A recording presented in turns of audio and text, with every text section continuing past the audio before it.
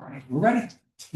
Good morning, everyone. Today is September 11th, and this is the meeting of the Northborough Design Review Committee. Today we're all here in person, although the meeting is still being videotaped and will be added to the YouTube videos. First on the agenda today is 13 Church Street.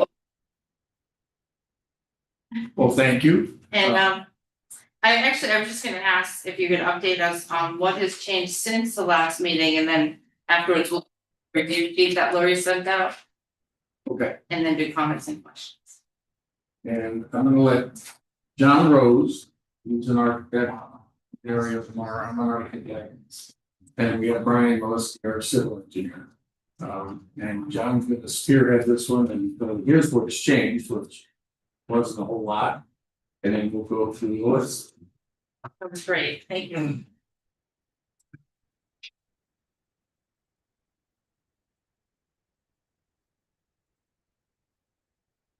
This is just sort of a graphical location of the site, which is located, this is sort of connecting the corner of West Main and Church Street. And go to. Combining the three lots. This hasn't changed. What one? Sorry, I don't have my glasses, so I can't really read anything. I was trying to get rid of that big panel up there, so we can see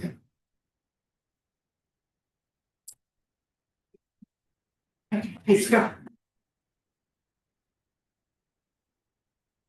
It's just sort of a title sheet, and again, this hasn't changed. Want to go to the next page, please?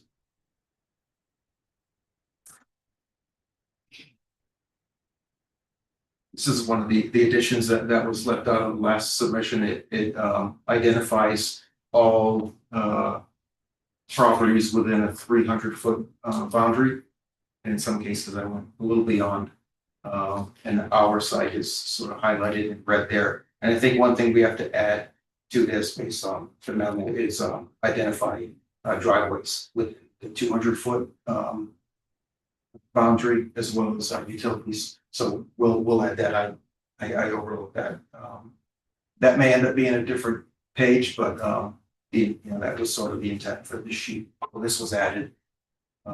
Photographs of all the different properties. Next page. Pretty similar overall site plan. 3-story mixed use building, about 5,000 square feet, retail on the ground level and residential on the second and third level. And then that's on Church Street. And on West Main Street, we have a 2-story mixed use building. About 1,000 square foot per floor. And this is, again, that last page hasn't changed. This hasn't changed either. Just this sheet sort of runs through different materials and concepts and ideas as far as hardscape, walls, stringing, sconces, light posts, and then the different building material. Precast brick, sort of a slate-like roof, sort of a paver look for a lot of the hardscape. Next page. And again, this is our ground floor plan of the Church Street building. Hasn't changed. Same layout. Likewise, second floor, you can see residential, roof deck, third floor, residential. And sort of conceptual drawings, I did add heights and I called out materials for, like we talked about, the majority of this is brick, sort of a New England style, high or with nice contrast and variation in the reds. It's some blended darker shades as well. We discussed colors, so I think a lot of these gray colors are, especially on the right side of the sort of the restaurant portion, the wainscot sort of wood look area. That's all intended to be sort of a sage, lighter or darker shade, depending on how we address it, sort of here it's dark gray, sort of a light gray, but that's the intent that a lot of these lighter and darker grays are sort of a sage color. And precast, sort of a lighter precast or cast in place material for a lot of the headers and sills and arches. Actually, can I ask while we're on this page, does anybody have any questions? I know there were some questions last time. Well, I know the mansard roof was showing on one side and one is on the other, and I think that was an either or. Is that still gonna be, is it gonna be one or the other? Has that been determined? So right now, if we go back to the floor plan, so page right, it has a mansard, page left is along Church Street. And that is a Okay. 3-story. So you're gonna be both? flat roof. Yes, Okay, exactly. that's good. That's the intent. It transitions at that turn. And the turn is the stair tower, which allows it to Okay. not just be Mhm. what we call cartoon architecture, but you're expressing a form Yeah. different than vertical. And when you are downtown, any downtown, you try to have a little variety, so it's not a big shopping mall, so facades are a little bit different, but they're all kind of playing homage to the old fire station and to other buildings that are and were here in Northborough. And ideally some stone or precast along the ground level base. So this plan, what has changed is we're sort of identifying materials and identifying heights. But same graphics and concept. Anyone else? Are you opposed to bringing the mansard roof on the other side? I Yes, mean, is it just, it's just the same thing, that it looks like a big long building. I mean, the flat roof issues we've discussed a little bit, but it's an issue. And it's, part of what's recommended not to have. This is so pretty in many ways, it's just that it's. We look at what we have in the antique buildings that are left, not the gas stations and not the liquor stores and stuff like that, but for the most part, they were more decorative when they came up to that spot. Yeah, it's just, So- it gets to be boring or monotonous if it's the same thing everywhere, so we're gonna have a really decorative cornice that'll be big and proud, but we just didn't wanna have it look like the same thing everywhere. Right, so to Daria's point, right now, there's just a horizontal cornice, and the intent is sort of to articulate that a little bit more than what's shown here, maybe some. If I Please. yeah, I also don't care for the look of the flatness and the blandness of it. So what I'm hoping they'll do is bring features to me to look and see what that looks like once they put it together. Bring it up to a little more detail, a bit more of an aesthetic look. But that's the west side of the building, right, with facing WCD, the lower right arm. That's facing the parking lot, which faces WCD, yes. Okay, Yeah. so that's kind of that. That's But the. depending on That's the back, but I think we're talking about the long one Okay. on Church Street. Yeah, the one Yeah. on Church Street, yeah. Yeah, Right, as I know after looking at different building replicas of the number, but what we now see with Michelle Gillespie's real estate building, when that was originally built, it was 3 stories, and then there were certain peaks around it, not the whole thing. Yes, certain it has peaks around parapet up there.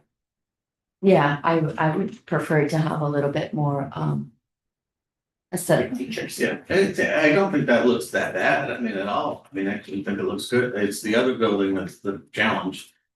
Try to make that one. Mhm. Because, the tower kind of gives it that whole target type of feel. Yeah. So. Can't. Are we good on the height on that building? Said something. 37 feet it says, I think downtown goes up to 45. I Okay, is that counting the tower? think those don't count if it's not living space. They don't count, Right. they're decorative and not occupiable, That's it's like a cupola. Yeah, I know how that's how it was with the fire station too. Yeah. Okay, and that is space, usable space down below, so. Oh, I know how no, that that could be.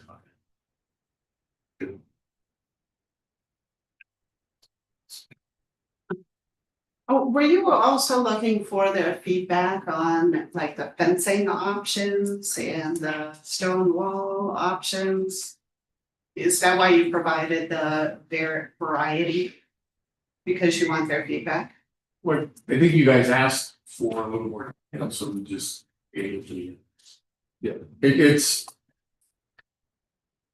I think when we're done, it'll be one of the coolest walls thing. No, mine in Northborough, but. Cause that's a huge design feature on this project is.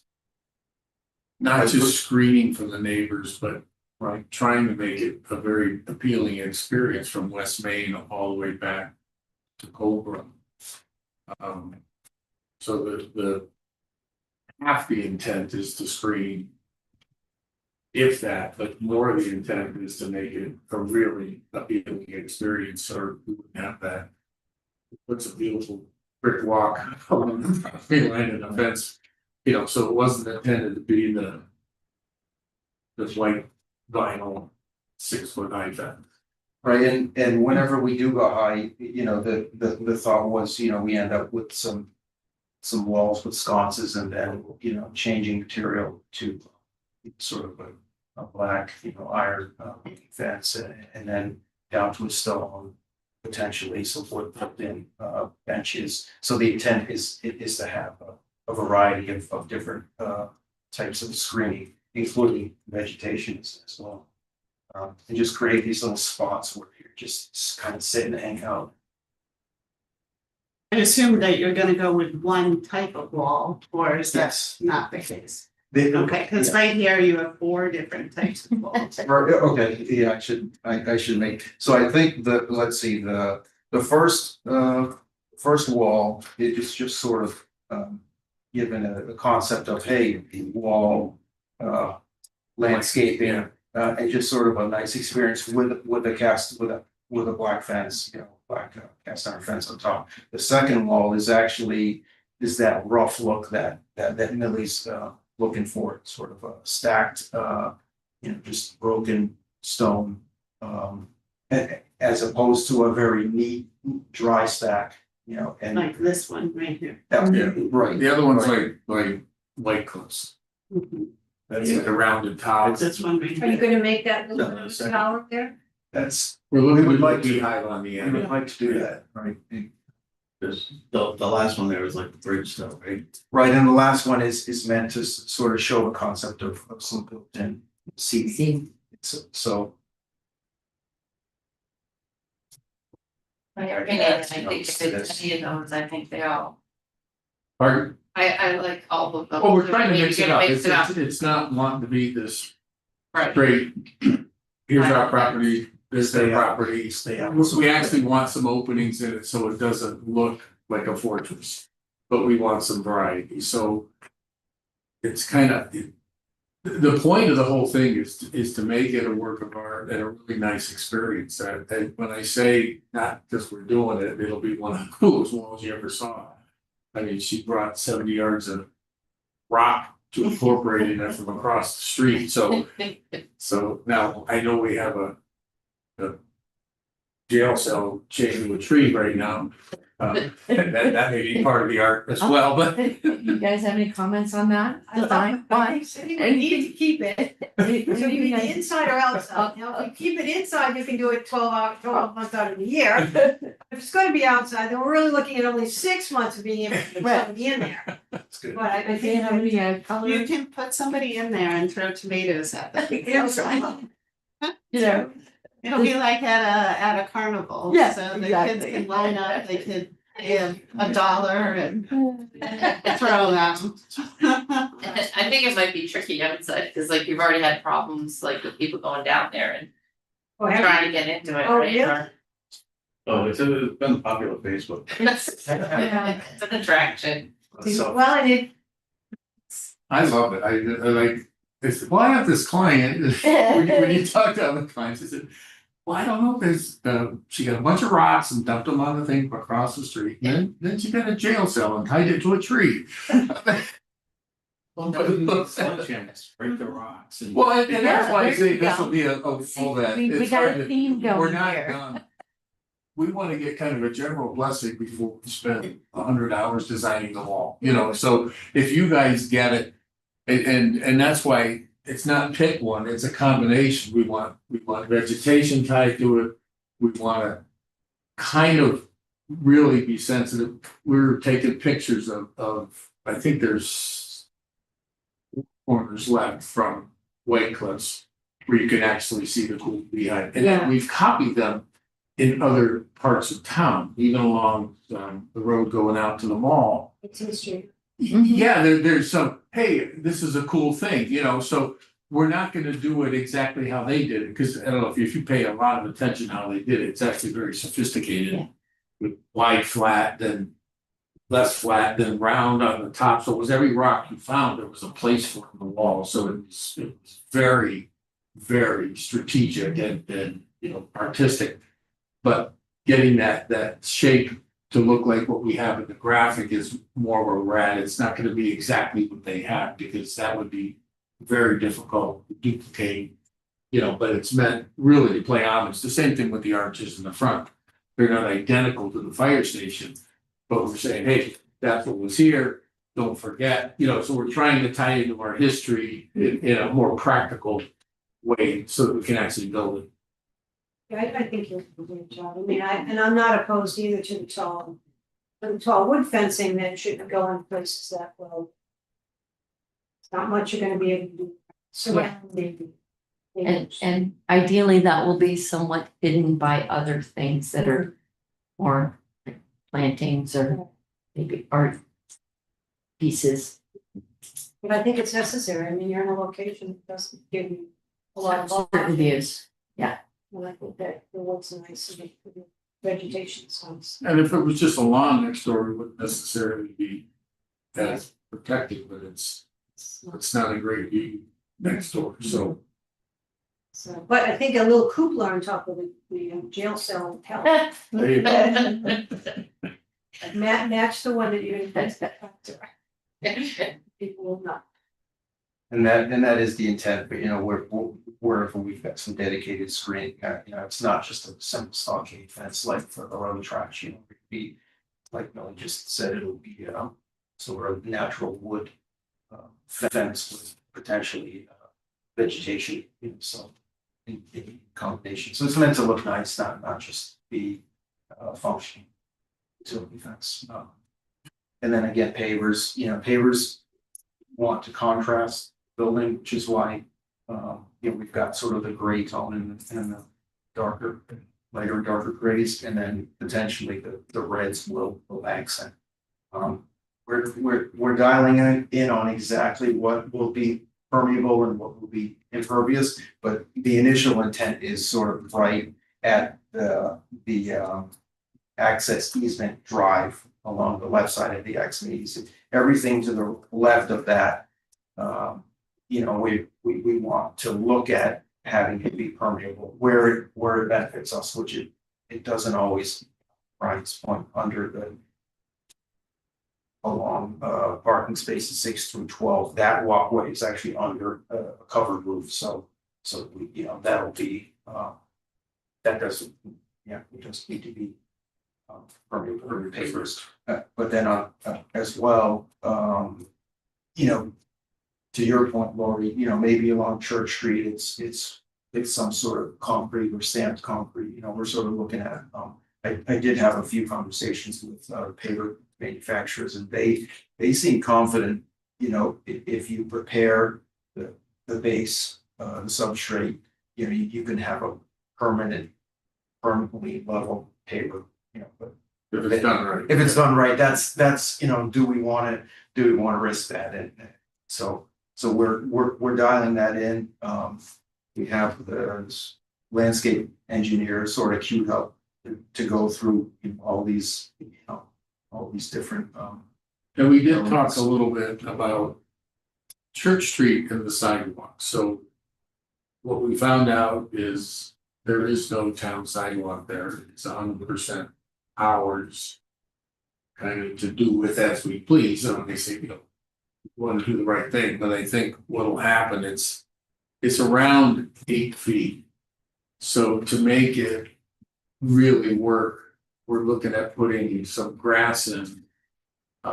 Say a 2 foot or 30 inch grass line along the road like you would have in any town or I'd say city. there's the start of it here, you know, it's not resolved, but that's sort of what it's talking. How much can we get in and have some, you know, sort of planters. Because we were talking, Have additional green. yeah, and we were talking about that with the whole city plan too. If you want a safe and functional sidewalk in any town, and you could look at the really nice ones. There's that little safety zone between the cars and where the people walk. And that zone, you know, I have a very sophisticated word I use for it, is for stuff. Okay, and is it a mailbox? Is it a fire hydrant? Is it a light post? Is it a planter? And now when you're walking on the sidewalk, you're not worried about getting hit, you know, by a mirror or whatever, 100 coming by. And it's what really nice towns do with that little cushion. So since it's ours, we're trying to do the right thing and make it a very nice experience down there with, you know, and I say our sidewalk, it's not that I'd rather have you guys do it and pay for it, maintain it, but if we're gonna do it, pay for it, maintain it, we wanna do the right thing and make that experience both safe and appealing, you know, for looking at it. So that was the whole intent along Church Street, and then the green between us and the gas station, again, that can make a nice buffer. And one of the things we did talk about in our last meeting, and we may do this and beg forgiveness, is if we continue the sidewalk to the property line closest to the gas station. It's like an extra 6 feet. If we could bring it to the gas station, it's their property. We'll pay for it, do it just so it looks nice, so it doesn't look like there's this beautiful thing that ends with 4 feet of cagad on the other side. So if we just extend it, it's not a matter of money, it's just a matter of trying to, again, do the right thing, and it ends at their entrance. Because once you're to their drive, they're not gonna touch it, but there's a little corner between us and theirs that if you're trying to walk and then you get to our drive, then you can't walk because the other one's whatever it is. So it was just trying to, again, just do the right thing, continue it to make everything tidy together. Then when you get to the gas station, and you know, that's theirs to do with what they want. So that's on the Church Street side, Yes, because it's just a little tiny area for two driveways, It's basically right here, It is. yeah, right there. So- that little piece, yeah, you know, little Right. tiny piece. It's your property or is it? no, the property line goes right down the middle, that's the whole point. It looks really weird if you just stop the sidewalk Yeah. at gravel and grass. Right, You know, we would ask them permission to say, Okay. hey, can we just continue it to where their curb begins? It's a little, It looked a lot better. anyway. no, I understand, that's my whole, Be way more functional than just. That's my point. I can't build on another People person. are just gonna end up, you know, making dirt. A dirt path through it. And that was our whole point. We can't make them do it. We would pay for it, do it, try to do the right thing, just so the street facade looked nice, but it's not our property, but. I would, you know, I told Millie, let's just do it, and if they get mad, they can pull out the nice brick and put the mud back in and. I don't think they get used to it. What's that? I don't think they do that, you know, it'd just be driven over, but hopefully. Well, it's a curb there, so. Right, Yeah, that curbs for safety, but hopefully that area is going to be cleaned away because it's not a storage facility. It's not a used car facility. It's not anything other than gasoline, beer and wine. right. And they have no reason to have all of that trash and everything else. They already started. And I just to be clear, what we're saying is, you know, if we could play in there, that's fine, that's not what we're at. We're just saying, if this sidewalk goes here, at this point, just this point here, we'd like to continue it to where it hits their curb. We don't plan, we wouldn't do anything here, it's just, so it doesn't just die with 3 feet of dirt. There is a curb here already. And if it's like 3 or 4 feet, but then at least it finishes off on a normal drive. It looks normal, it's safe, it's usable. It's like every single thing that's good would happen from that, but it's not ours. And if it's just something we would love to do, so it just says, okay, there's the property line, you know, all this stuff stops and that stuff begins. And not the whole, I wonder if you ask them, they'd agree. I mean, there's someone right now, Gary Phillips has been doing all the plantings on this strip there, and they're amenable to it, so I would think, Yeah. if you ask them, can we finish? there's no negative to their side. I mean, it's not like, no, we don't want it to look nice. No, we don't want it to be safe. No, there's not a logical objection, but sometimes people are just people and, you know, you can get people who just don't wanna play. And would you put a fence on that side, a higher fence? Well, we are, when we get back deeper into the lot, because we don't want the fence right up against Yeah. road for visibility, for Right. safety, and when you're trying to come out on the property. Yeah, On the other side, is that shown correctly where the bridge is? Cause I don't think there's a sidewalk there. No, that's just the asphalt continuing Yeah. to the bridge. That's sort of a breakdown lane. Yeah, it's like if you walk in, if Yeah. you're right, yeah, I We drew it exactly how it is. We colored that gray just. I just thought it point was out that in it's the not front ours. edge of the property, but It's like that paved apron that's hanging out there. yeah.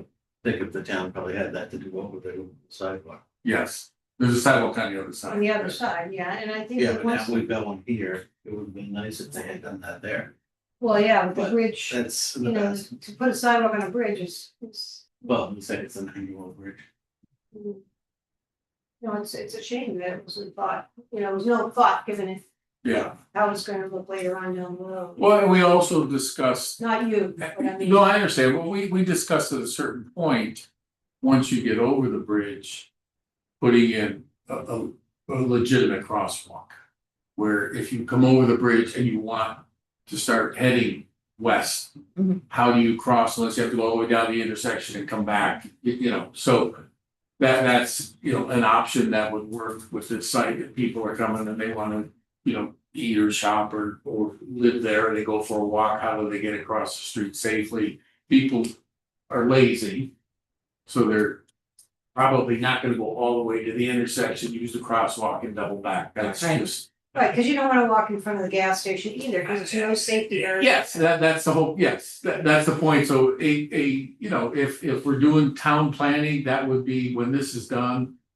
There's a real reason to go to that side of the street, and then you go, again, on West Main, you've got the frame shop and all that other stuff there that would be easily accessible if you're coming from north of it, so. And But then- it's, go ahead, And to that point, the sidewalk or the crosswalk that's on 20 now, that's across from Pierce Plaza. Was supposed to get lights, blinking lights, because of it being a mid. Yep. But And there's, they've yeah, talked about now removing it and putting it where the fire station's going. Mhm. So would then leave a necessity, I think, because I don't think they should have taken the Pierce Plaza one away. Coming a little bit closer to where your property is. but because why would you you're put coming it by the fire station? The other one now is across the park, right? It's on the edge of the park. But that's Where the people one. go, but people don't go to the fire station. Yeah. Well, yeah, the fire station crosswalk is gonna remain. So there is a crosswalk there. Yes, And it's going to remain. that's good, cause getting across 20 there, it's nice to have several spots to do that. Right, so what you're adding, you're not maintaining, you're adding the fire station. Because of. There is one there currently and, you know, it's going to be. the new. It's gonna be Alright, The new It's gonna fire be station. the new fire station. Yeah, cause you put the center base there, so you might as well use. Well, I'm not saying you shouldn't, but I'm saying that there isn't one there now, because that would almost be by Dunkin' Donuts. Yeah. And Pierce is further down by. Oh, there'll be a light, there's more by a bit here now. This one, yeah. You have I the think graphic, I- you have the aerial view. I'll have to double check. that would like. It's Yes, that's now where the bit is, Take care that's. for you. Or we have the aerial view. It just, So that's. And then we have to get a Click backwards. piece detail. right, Right, because when we were hearing the comments, it was if you do that back, was gonna be used by the fire station, moving it. and back, first page, Which there you takes go. away the value of being able to go on it. Does it been Quite, determined? yeah, Yeah, there's one right here. yes, there it is, yep, That's the Pierce. You can zoom in on it if you. exactly, So that's staying. There's a little yes. Is it gonna Fine, stay left. there or is it gonna go closer to the fire station? Well, the one with the fire station should have a light. Right, so that means it's close together to keep. There you go. Oh, we lost Now you it. can grab and scroll.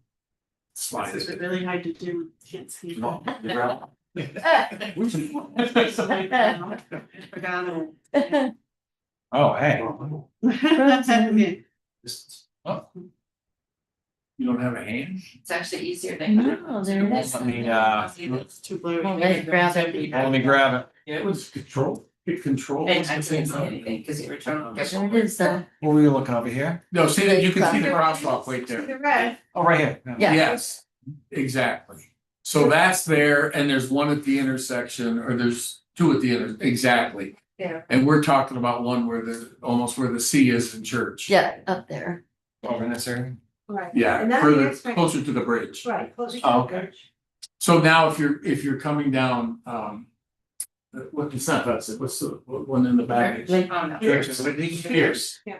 Yeah, so Pierce. if you're walking from there or from the bridge, you can safely cross Right, to this side of church. But the one to the left of the park, that's great because it does let you go to the park and then get across the street and visit all those commercial shops without having to walk in front of the gas station. correct. And I think that, I don't know if you have to apply to state, but I don't have, I have a problem, no problem with even one at Pierce Plaza and another one at the fire station.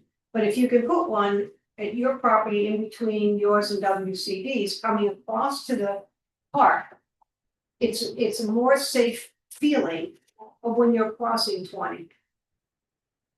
As Yeah, well it's as. they get the too church close almost. Thing I think they're too close at that point, cause you're crossing every 200 feet. We were hoping, but it's not there, just so you know, if you look at the word Main. That was the entrance to the park, and it was so close to to line up. being. Across from our drive, our art walk, that we were, you know, and in a weird way, and I'm gonna walk up to the screen again, because. In a weird way, because this is meant to be a really cool access point to the brook. It would be so cool if this was sideways and it took you right to that. You know, but you have to do this little Watusi to, you know, come in and then walk 9 feet to the right and go in. But we were looking for something across the street to tie into, there's a break in the fence here. That just allows access, but it's not something people use, there's grass on the other side, so it didn't make sense to tie in there, but. On our site plan, I think there's still. Yeah, there's the two dotted lines. On the site plan that showed where that's the break in the fence and that's the center of the park, and they didn't. They didn't hit anything. That we would like to hit, but we really want to play with that if we could.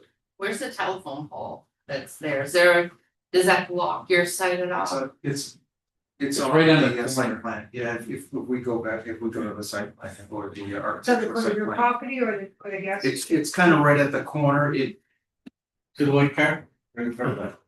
Can't see that, Wait, car you- but in front of WCD.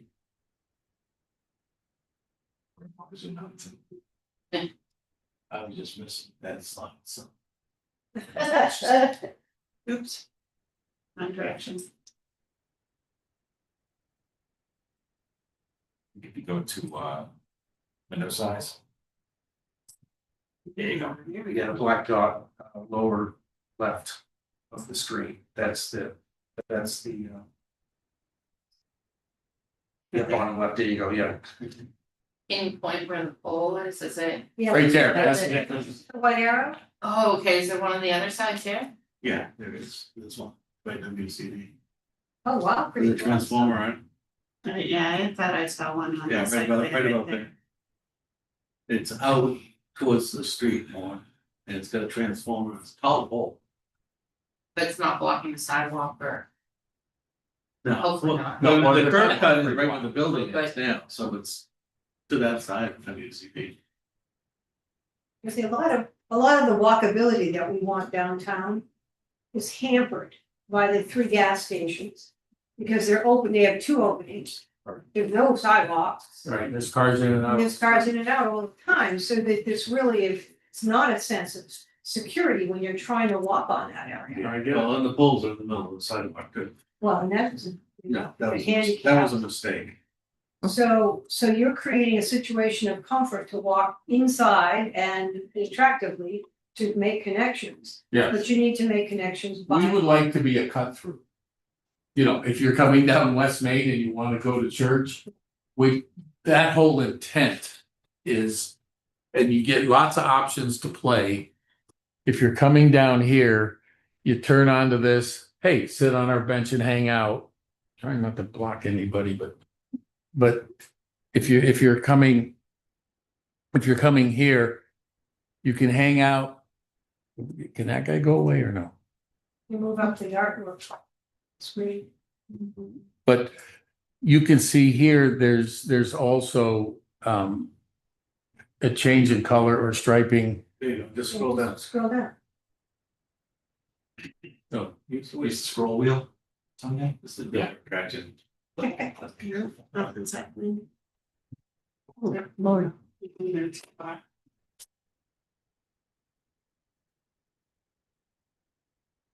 Ah, perfect, there you go. Yeah, so if you come here, there's, you know, okay, you can hang out here, you can hang out here, there's some benches, but if you want to cut the corner real quick, you just do that, and this is striped.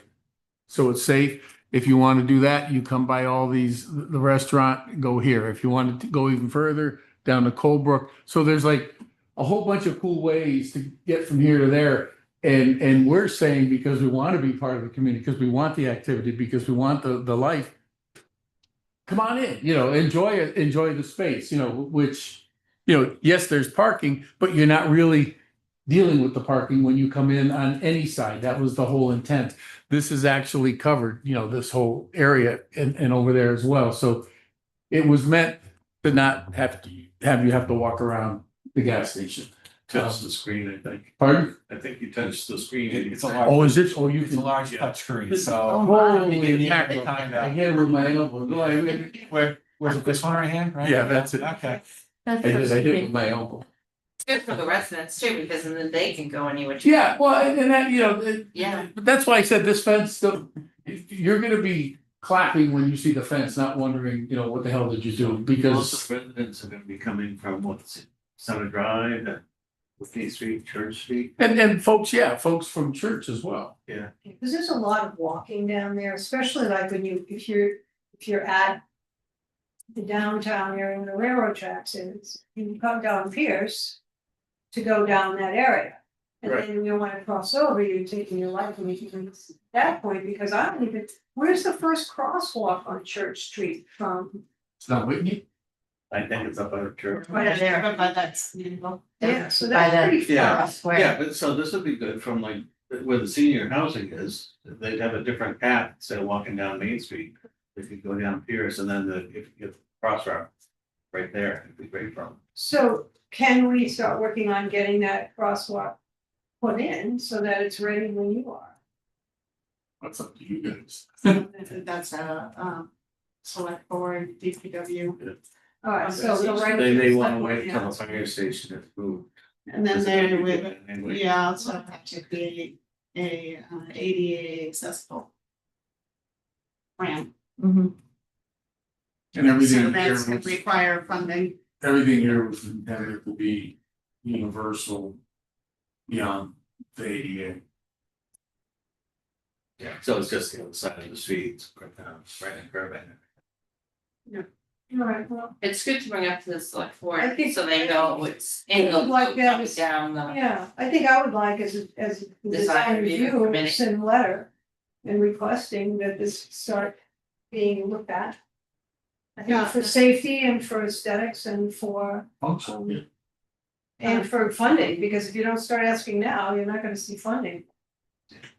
The good thing about a crosswalk there versus the one at the light, is it's only a couple of lanes of traffic, where Right. the other one has an island. It'll- And the gas station with its two driveways. I mean, there's just so much going on that intersection that when people do wanna walk to the green. It's, well, which is worse, you know, do I cross it at the intersection of South Street, or do I cross at the.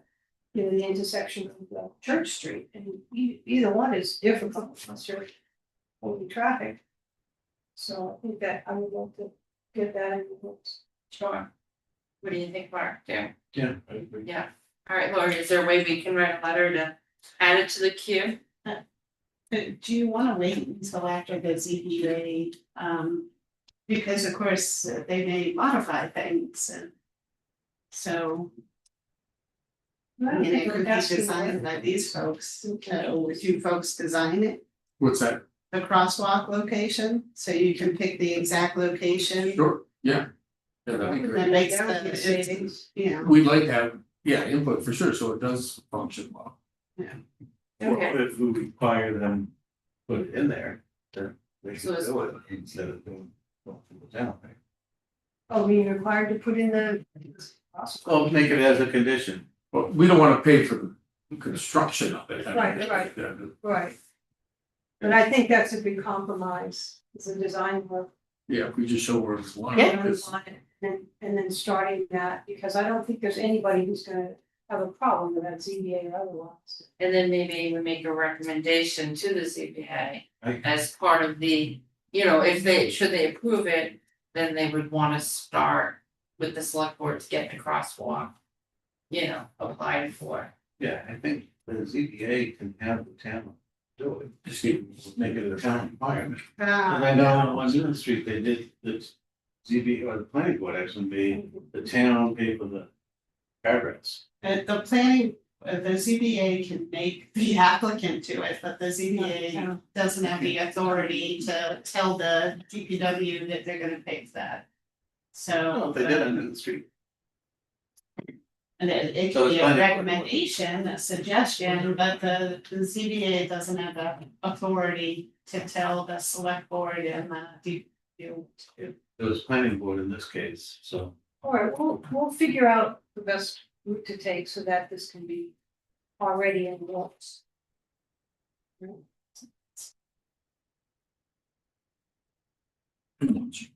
Well, put it this way, it costs $30,000 to put in a flashing crosswalk light. That's the Light. labor. And The labor. that's to mount it, not the cost. And that's of light. only on the state road, that's not the Yeah. railroad. I mean, Well, we're this is doing counted this by by state. state and all this other stuff that Yeah. that's a big deal, they try to do the right thing. Yeah, the design, I think, and then we could put up these streets more. yeah, of course. I got some more. But with the curb cut. Granite, Right, which is concrete, right, it's not gonna be cheap. Okay, all right, well, that's, I think that's, we should make a note of that we though. don't know that.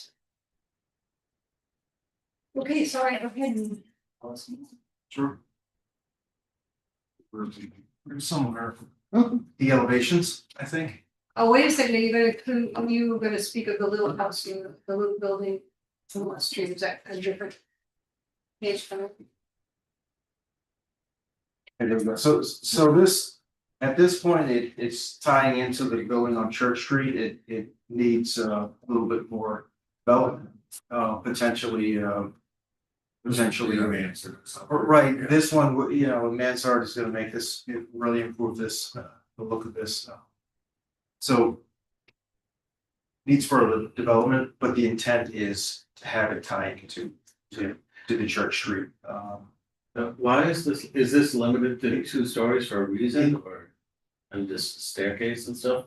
It's hard to make No, the it's- inside look good on a 2-story building. Right, it's a different look, right, on a 2-story, so likely, Well, it would go on top of that. right, the mansard Yeah. would be sort of Well, down. I said, why not go to the 3rd floor then, give her back the apartment she lost. Money. That's not mine. Pardon? No, I don't need. I understand, it's always nice with OPM, right? Here, you pay for it, and then I get to enjoy it. Does it have to be a mansard roof to tie in, like I noticed, like, No, you have some pictures of like. The old Lowe's well, building, we talked about putting a gable roof with a couple dormers on it too. you know, yeah, So it could be that as well. Yeah, it would be a nice. We just have Anything. to, yeah, we have to be sensitive. To the fact that we're the 0 line setback and the fire rating, all the other stuff going on.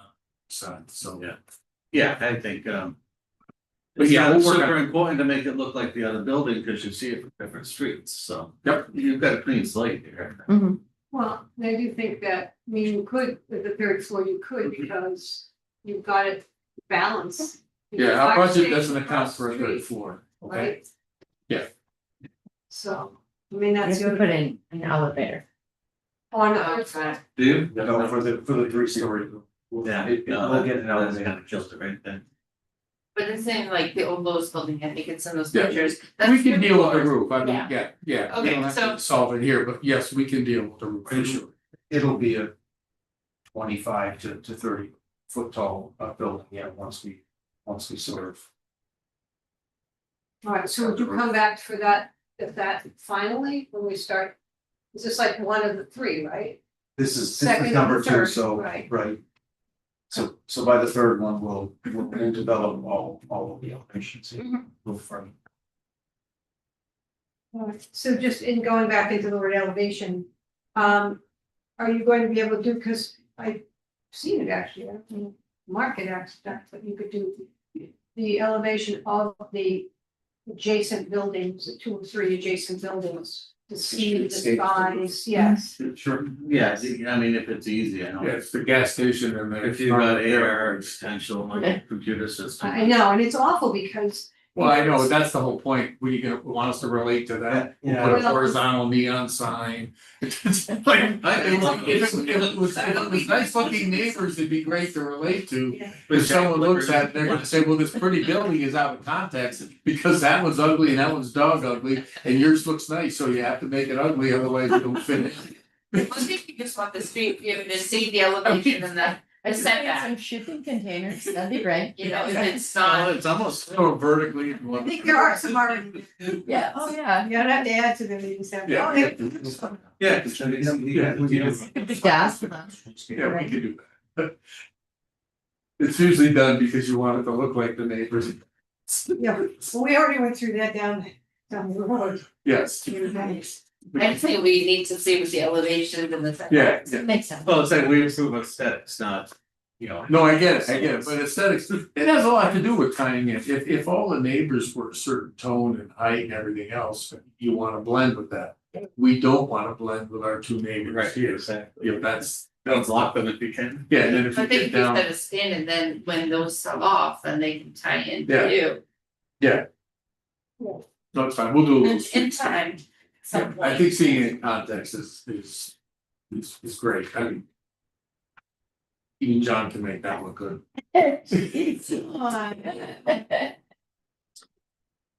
He can fight back, he's on food, not me. Yeah, that's right.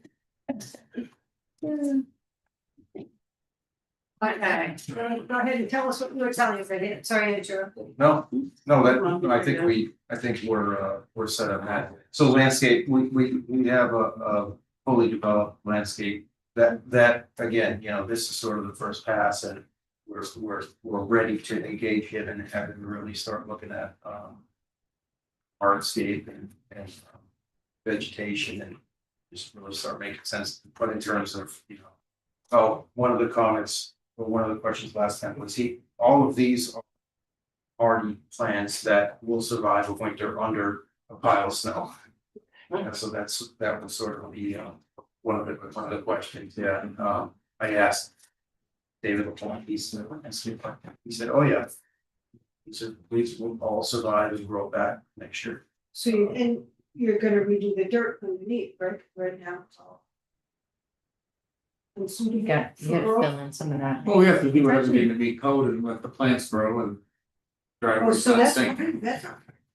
I think anything. Well, code is removing, well, if it's contaminated, it is, or what you encapsulate or remove, for Yeah. sure. So the way it was explained to me is it's contaminated to the point where it's identifiable, but not where you have to actually replace it. If dirt leaves the site, it has to go to a specific location, Right, but on site, it's fine.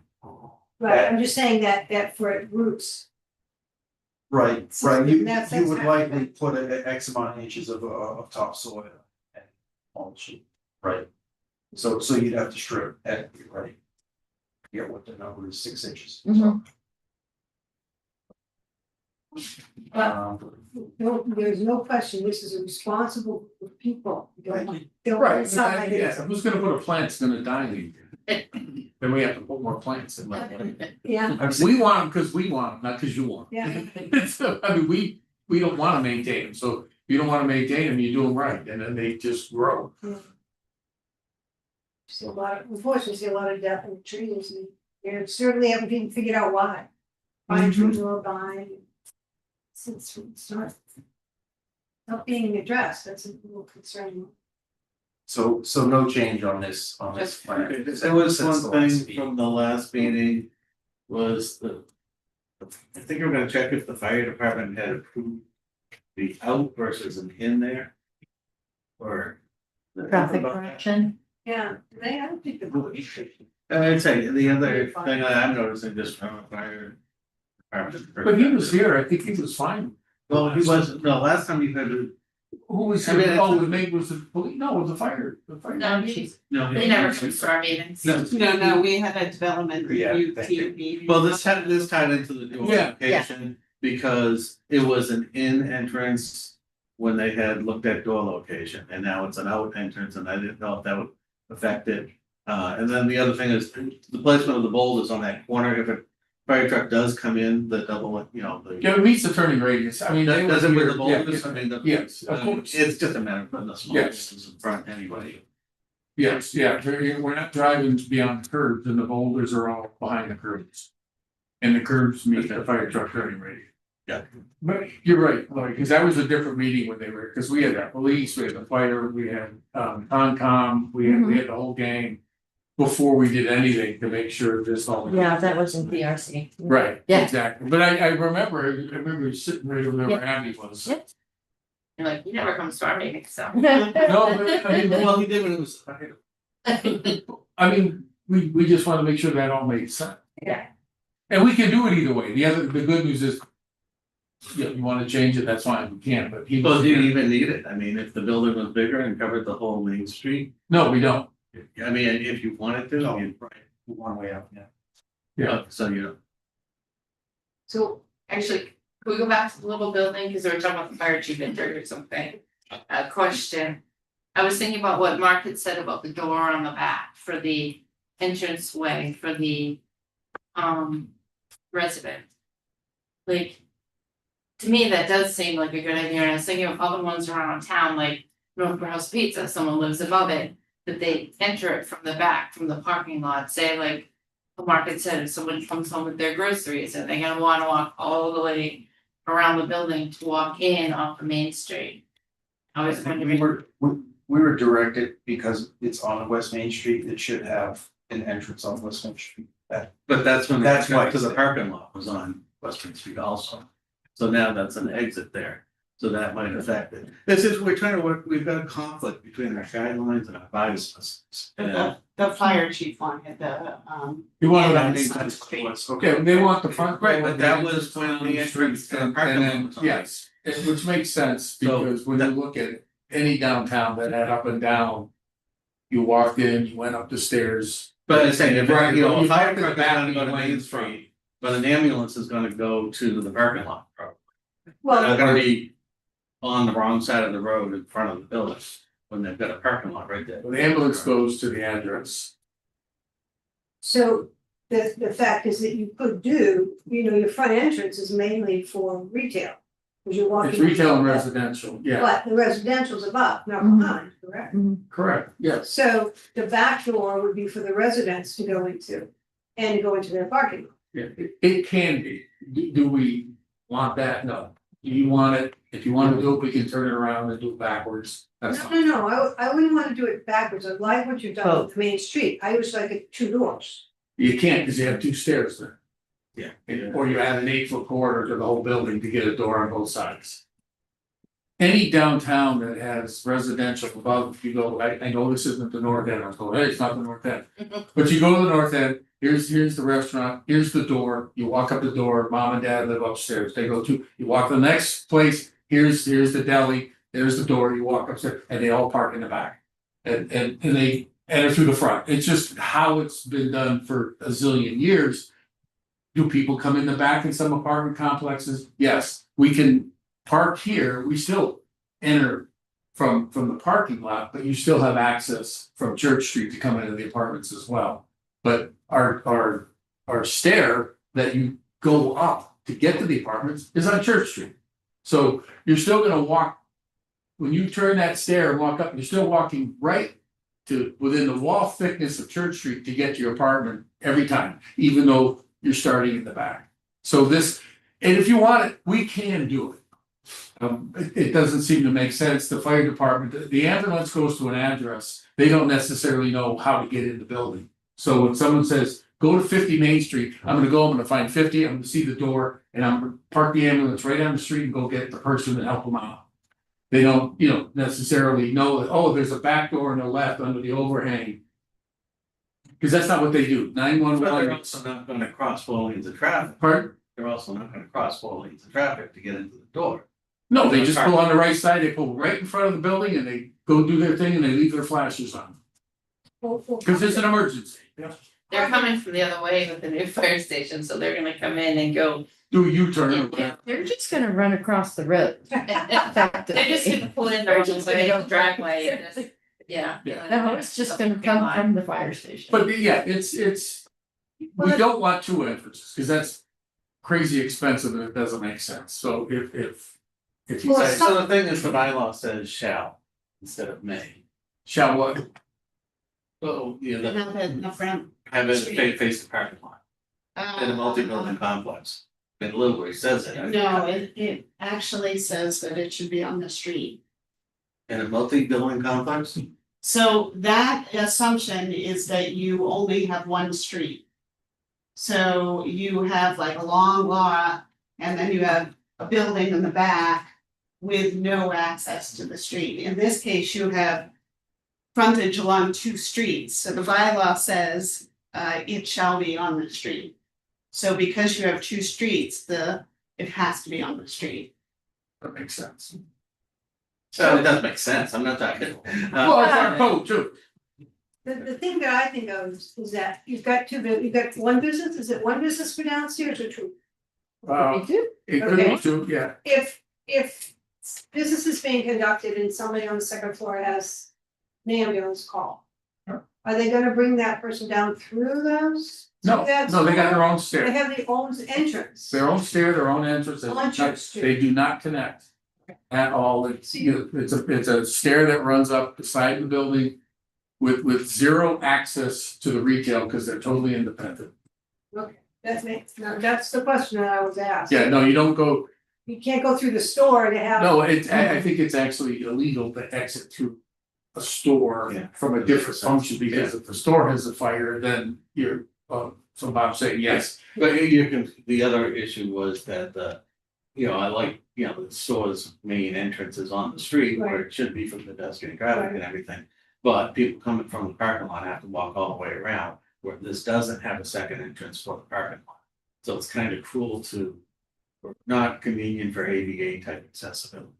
But we just said, there's a door on Church, there's a door that would face Church. Church, yeah, That's the second door, that's the one to the. On this? Yeah, there's the door faces Church Street, correct? for them. For the rest of West Main Street. I'm sorry, West Main, yes, West Main.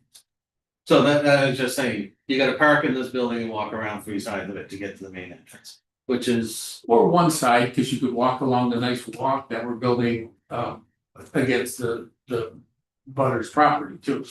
So this, so Also, this, still- pedestrian access. Oh, yeah, I said So that way, That's where the. you know, the door if should be. if they wanna go to the park across the street, they're walking out the front door and they're going to the park. Right, If the door was in the back, they'd have to walk all the way around the building to then cross the street. normally a front door goes in the front by definition. Right. And you have a Right, back door. and I don't dispute that at all. Right. It's just you've got the other 2 retail buildings that have a door on each side, these, and this one doesn't. no, it does, sorry. No, I- I- all the retails have The doors on retail the has front street. Okay, when we asked this last time, we were told that that back door was service only.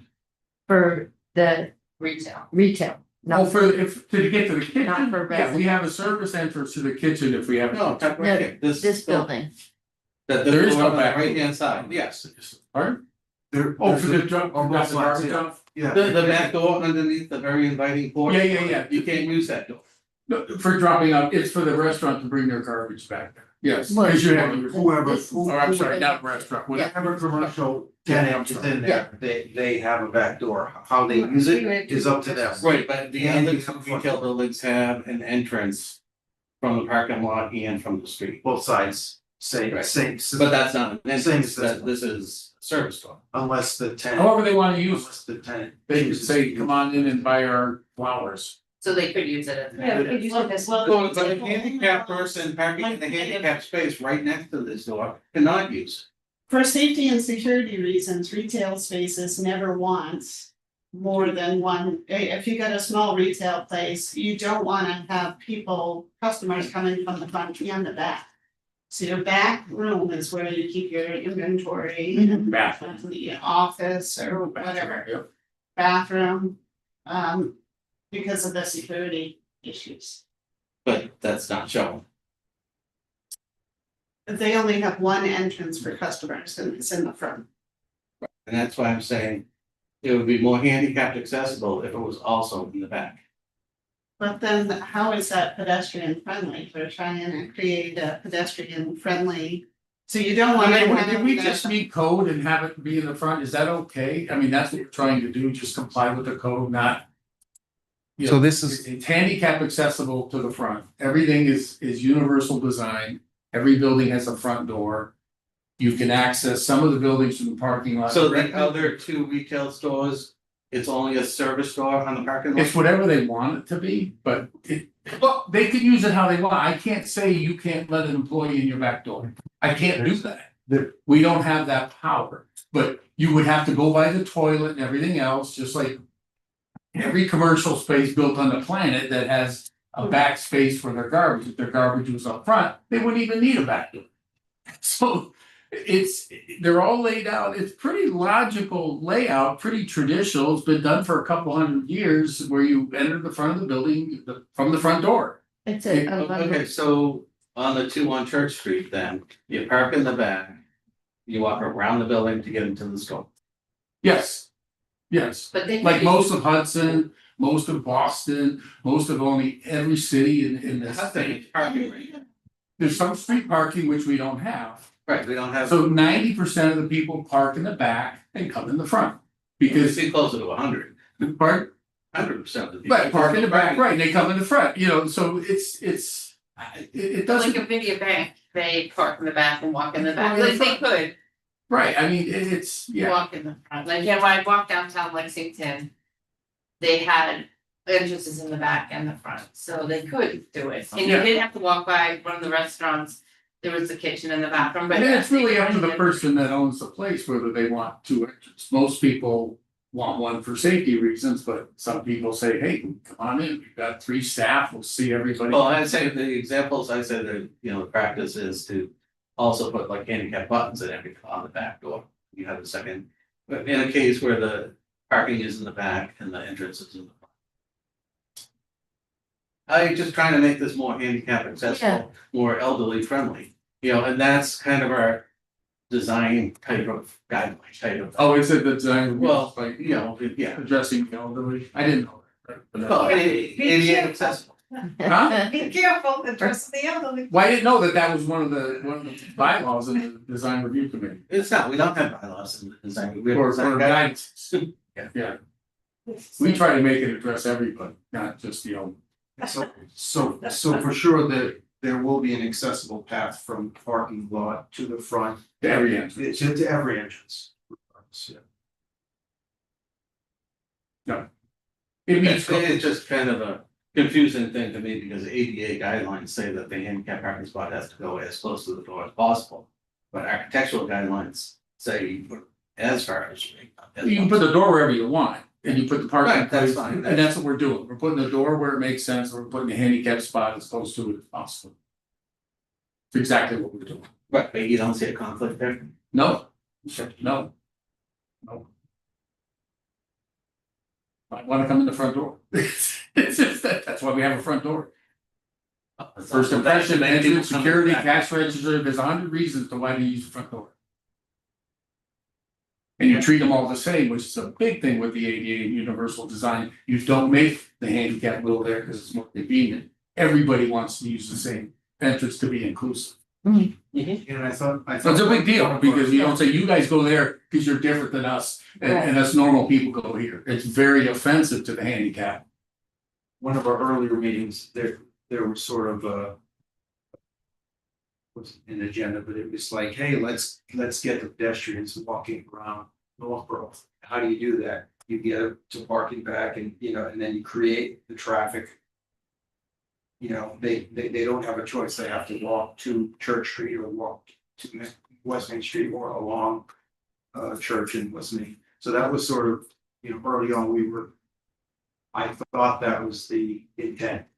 But again, if the tenant wants to allow people in the parking lot side door, I've seen it both ways for sure. Yep. Okay. So. Let's start with, It's the same with the restaurant too. yeah, they could do either one, use either door. Same with Hillside Grill, they could have probably used either door. Well, no, because they put the front door in the, Well, the restaurant comes in the same entrance. because they follow the thing where there are multiple buildings on the same lot. Then they face the courtyard for parking. That's the bylaw, Right, they door. but because this, Oh, just. yeah, I know, Let's that's. just show. Well, actually, it's not. The one on the front, we can lock off the rest of the restaurant because they have to have a front door. By code, okay, it has to be out in the street, which it is. Every one of these buildings has a front door on the street. We're giving alternate access for convenience. Where you can come in and use that stair, both the apartments and the restaurant can use the stair and elevator. So that's kind of a more public entrance. But when you get into the entrance, into the restaurant, it's coming in at the same point from two different directions. So we comply with, again, the fire truck and the ambulance wants to know, okay, if there's someone choking in this restaurant, they're gonna see the address by the door and they're gonna walk in and go save somebody. But if we're parking in the back, we can come in the front door or we can come in the stairway entrance. And again, that stair is right, it's the tower on the road, it's right on Church Street. So it's not a matter of a shorter travel distance.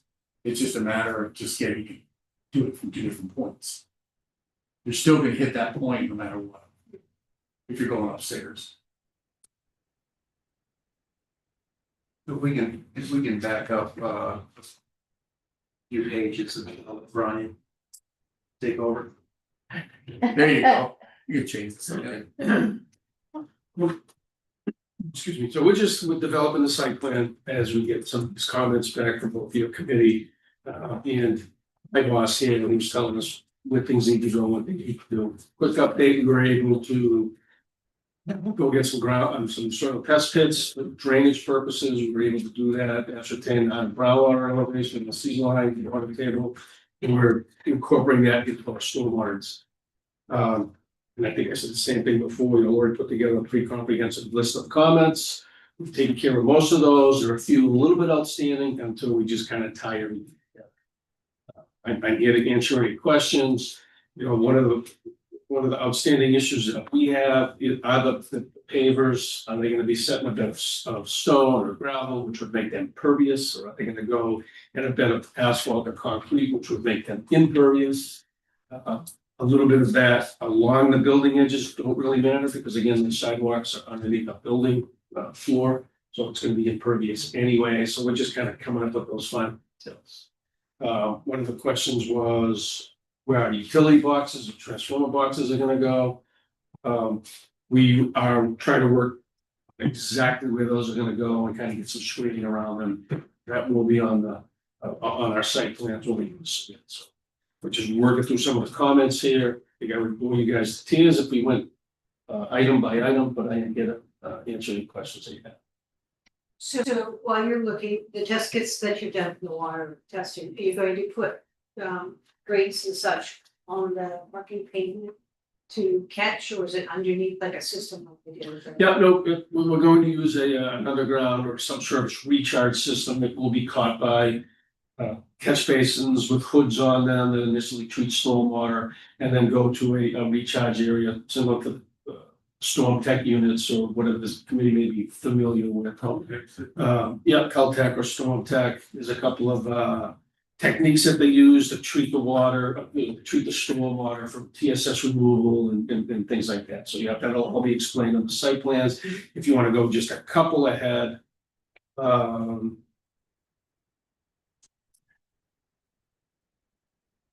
The next one, I think. Did I miss it? Where's it went back? There we go. The darker shaded areas, 3 buildings, that little cross area in the middle of the parking lot, that's kind of our recharge area there. I don't know if you follow it through. There's a couple of catch basins and low points and drain manholes, that create the stormwater management system. If you will, everything's graded to the low points, which are the catch basins. Again, for initial treatment, and then they go into the Caltech or the Storm Tech units for recharge into the ground. We do have an increase in impervious area, which means we have to collect, treat stormwater. Really, the only option here would be to put it back into the ground so that we take care of the increase in peak flow and peak volume. So, that's the process that we're trying to do. And is there some way some of that water can go to water your plants and trees? So it's just a system. Yeah, I mean, we could include cisterns and things like that you could pump out of. It's certainly not out of the question. To save somebody from going out, you're gonna need water, right? So whatever you have, I mean, they do a lot in Arizona. Recharge water that's come through. Yeah, Yeah, I don't know if they have to filter it. They like don't we have might. water, save it, the intent Yeah. here is just to let it go back in, so. yeah, but I'm just saying that as a convenience, so you're not gonna have somebody up there with the grass or trees. But, I mean, we have so much water in the town, it's amazing.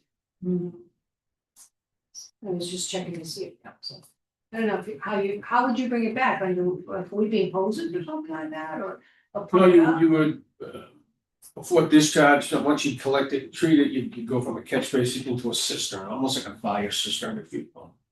And rather than having a fire department connection, you would have a, big hose connection, you've got a small pump in there that you'd be able to feed a sprinkler system and whatnot. It starts to get. Yeah, just.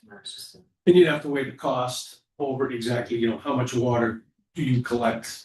Whether it's gonna sit there stagnant, and if the stagnant water is good for plants, so I'd have to defer to the landscape architect if he's gonna want to do that. Yeah, it's certainly not an impossible. Right. I think more than and I'm no expert, than collecting the pavement water, I've seen where they collect it off the roofs. The roof water. It goes down into the gardens in It's a different little, ways. yeah, it's a little more clean, if you will. Yeah. It's not contaminated We're by not- touching a piece of pavement. Brown sort of systems. We're not gray or brown water systems. Right, no, but, well, I don't know, not the expert, but it seems complicated.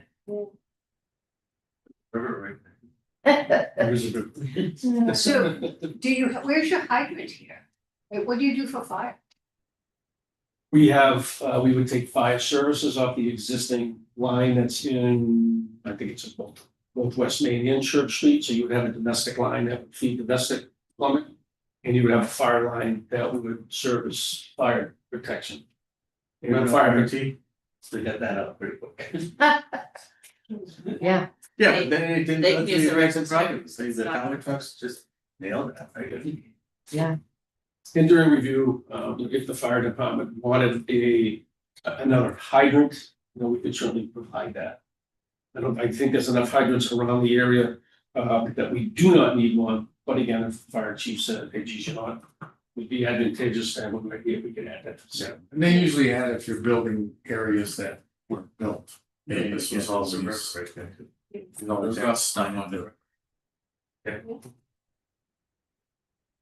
I was gonna go to number 6, you were talking about the pavers being porous or set in concrete. From my view, just speaking to design review, like we talked earlier, I think not stormwater related, but I think that would be up to the design group, if you want it set in concrete or not. For me, I see plenty of sidewalks that aren't set in concrete that work really well, and they're in like Maine, Lake Lexington and Boston. So for me, installing concrete walkways with decorative pavers, I don't feel as a design review person is something that I would wanna say needs to be done, but it's up to you guys, in my opinion. Agreed. And sometimes I know someone had mentioned to me, if you're gonna have outdoor dining, they would rather not have concrete walkways because of the color. Like if you have a light color and people are spilling wine and spilling food, it starts to look messy over time. But that's just something I wanted to throw out there when I read this. It's, in my opinion, it would be up to what you guys wanna do, because, you know, if it starts to buckle, then you have to fix it, but if they do it right, I'm sure it's fine. I think they were talking about that before we actually, Oh. I was beating up John for that one. Oh, And okay. then just bring up the fact that there is an existing paved driveway to the pump station. And from a design team standpoint, we've been kind of palling around what we're gonna do with that driveway. I don't think DPW would want a true brick paver, because if they ever had to dig something up, then they could put the brick pavers. So we've been talking about either a stamped concrete or stamped asphalt. Type of aesthetic there, so it blends in with everything, but it's a little bit more useful or for the DPW guys, so. The DPW was really cooperative with all of this, but we met with them as well. There's something came up recently that we haven't asked them, that, you know, we will, if, and then again, it's up to them to make it a little greener. And again, is it okay if we don't have that whole 30-some foot pave, but maybe by Colebrook, can we take 4 feet of it and make it natural? But it's their call, not ours, but we would, you know, it would be nice to do that because it's along Colebrook, you know. Again, it would be something we would pay for, it's our property, they would still have access. But if they say, no, we want the whole, what was it's more than 20, is it 30? It's pretty much 30 feet. Yeah. And there is a section, because it's at a slope, there is a section that is unpaved, so we're right. Yeah, we would try to, if we can, just on 3 or 4 make feet, that that's correct. green, not, because we're trying to say paving, but everybody kind of wins. And they're only driving a truck in, you know, they're driving in and backing, there's not enough space to turn around there, so it's not meant for, you know, to do a hammerhead turn, so if they're driving in and backing out. You need 12 or 16 feet, if we go from 30 to 24. That's fine, but it'll be up to them, and I don't think anybody here would object to more green. The other thing that Concom Vinnie wanted, which made sense. He didn't want any plowing into Colebrook. So he was saying, well, we'll put up a guardrail, so you have this highway guardrail there, now they can't plow, and we said. Oh, what if we put some of her rocks there? And, well, you know, but then it's natural, it looks cool, it accomplishes the same goal, and it doesn't look, you know, like a military institution with a, you know, metal guardrail, and they were amenable to that, and then we said, okay, we have the rocks here where you can't plow. What if we stick some benches in between them where you can look at the water? So everybody started to win, but the main reason for that was to make sure they didn't come in with the plow all the salty, sandy, muddy, dirty stuff right into Colebrook. So rather than the highway thing, we will accomplish that goal, but try to do it in a way that the world doesn't realize what we're doing, so it can look cool, be functional, and stop the plows from pushing snow, because they're not gonna move the rock or anything else. So there's a little bit of coordination that has to be done with the DPW, and they've been very good about saying, yep, that makes sense, that makes sense. We even talked about re-siding the actual pump station to make it tie in, just so it looked nice. And they were amenable to that.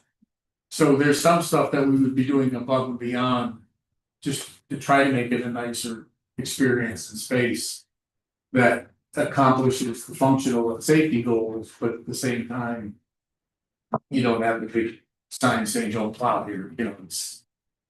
They were pretty cool about that, they were, you know, I think trying to do the right thing as well.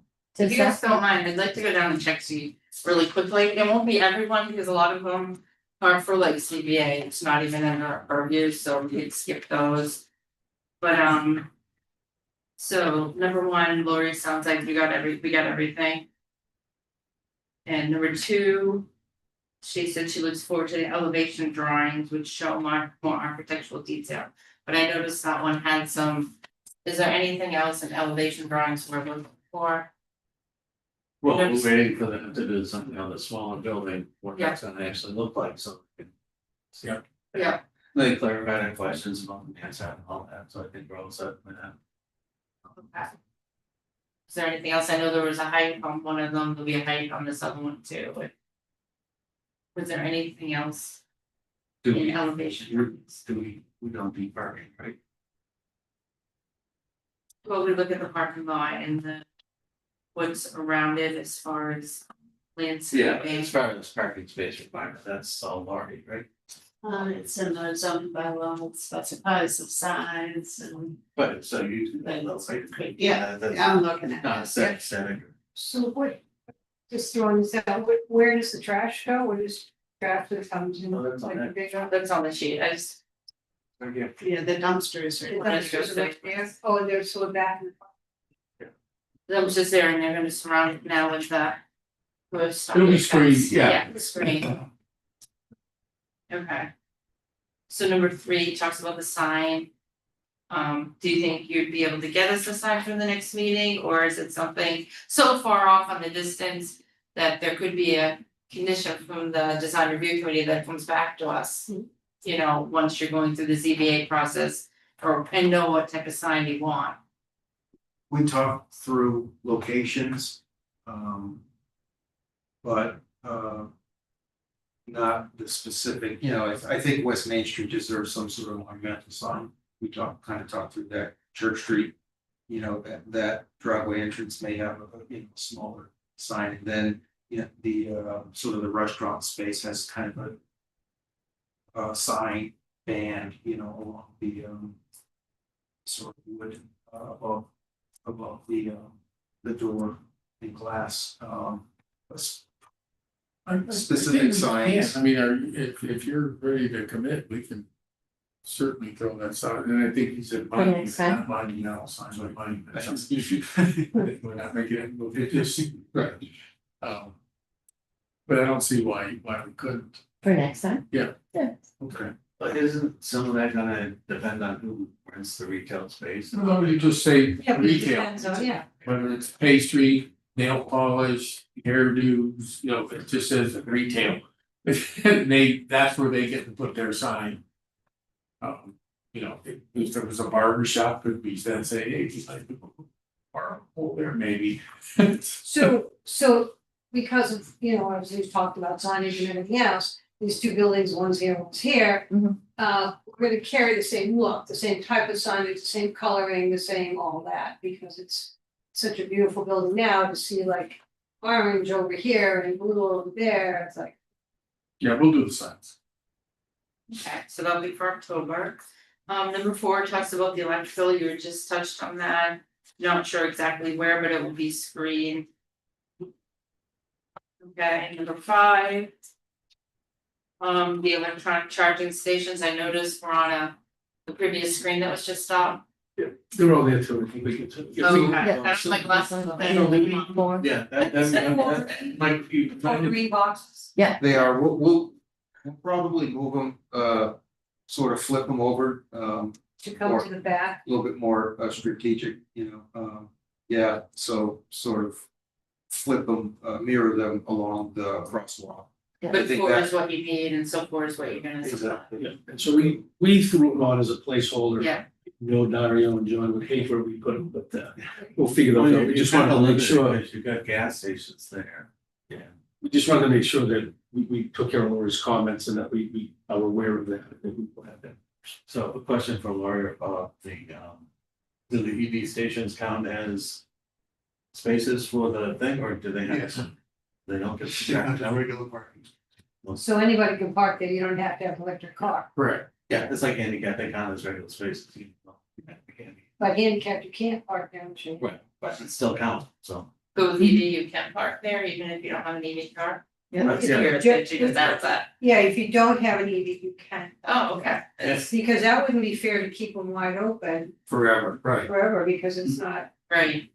They Yeah, count as normal spaces. yeah, I mean, I've been thinking about going to the state house about these EV parking spaces, because they drive me crazy. Number one, who's liable for it if they drive through and they break it? Who's liable if, something Right. happens, you slip, you get out of your car to pump it, you slip? There's a lot of stuff that, and you're taking away obviously from all the gas stations that are all over the place, so. There's so many questions about it, it's like, okay, we're making this for you, we're making our businesses give you spaces to go and fill your car on your own. And yet, the only person that actually benefits is the person who's got an EV car. Everybody else has to pay for cleaning it up. As you go inside and eat while you're charging. Now, do they have to put up the whole, like, or do they just have to run the wires? The unit has to be installed You have to be able to use as of this year, right? it. And Oh, they we have to pay for the electricity and we have to pay for the larger supply and we have to pay for the bigger wires, the bigger transformer, the bigger boxes. And if I live across the street, why should I pay to charge my car? I come over here and I charge it overnight. Yes, So, we charge for the charge. It's not, yeah. You do charge for them, and these are also level that, I don't know, these are level 2 chargers, so they're, 100 amp chargers, they're not. And so the usefulness of these types of chargers, it's not there.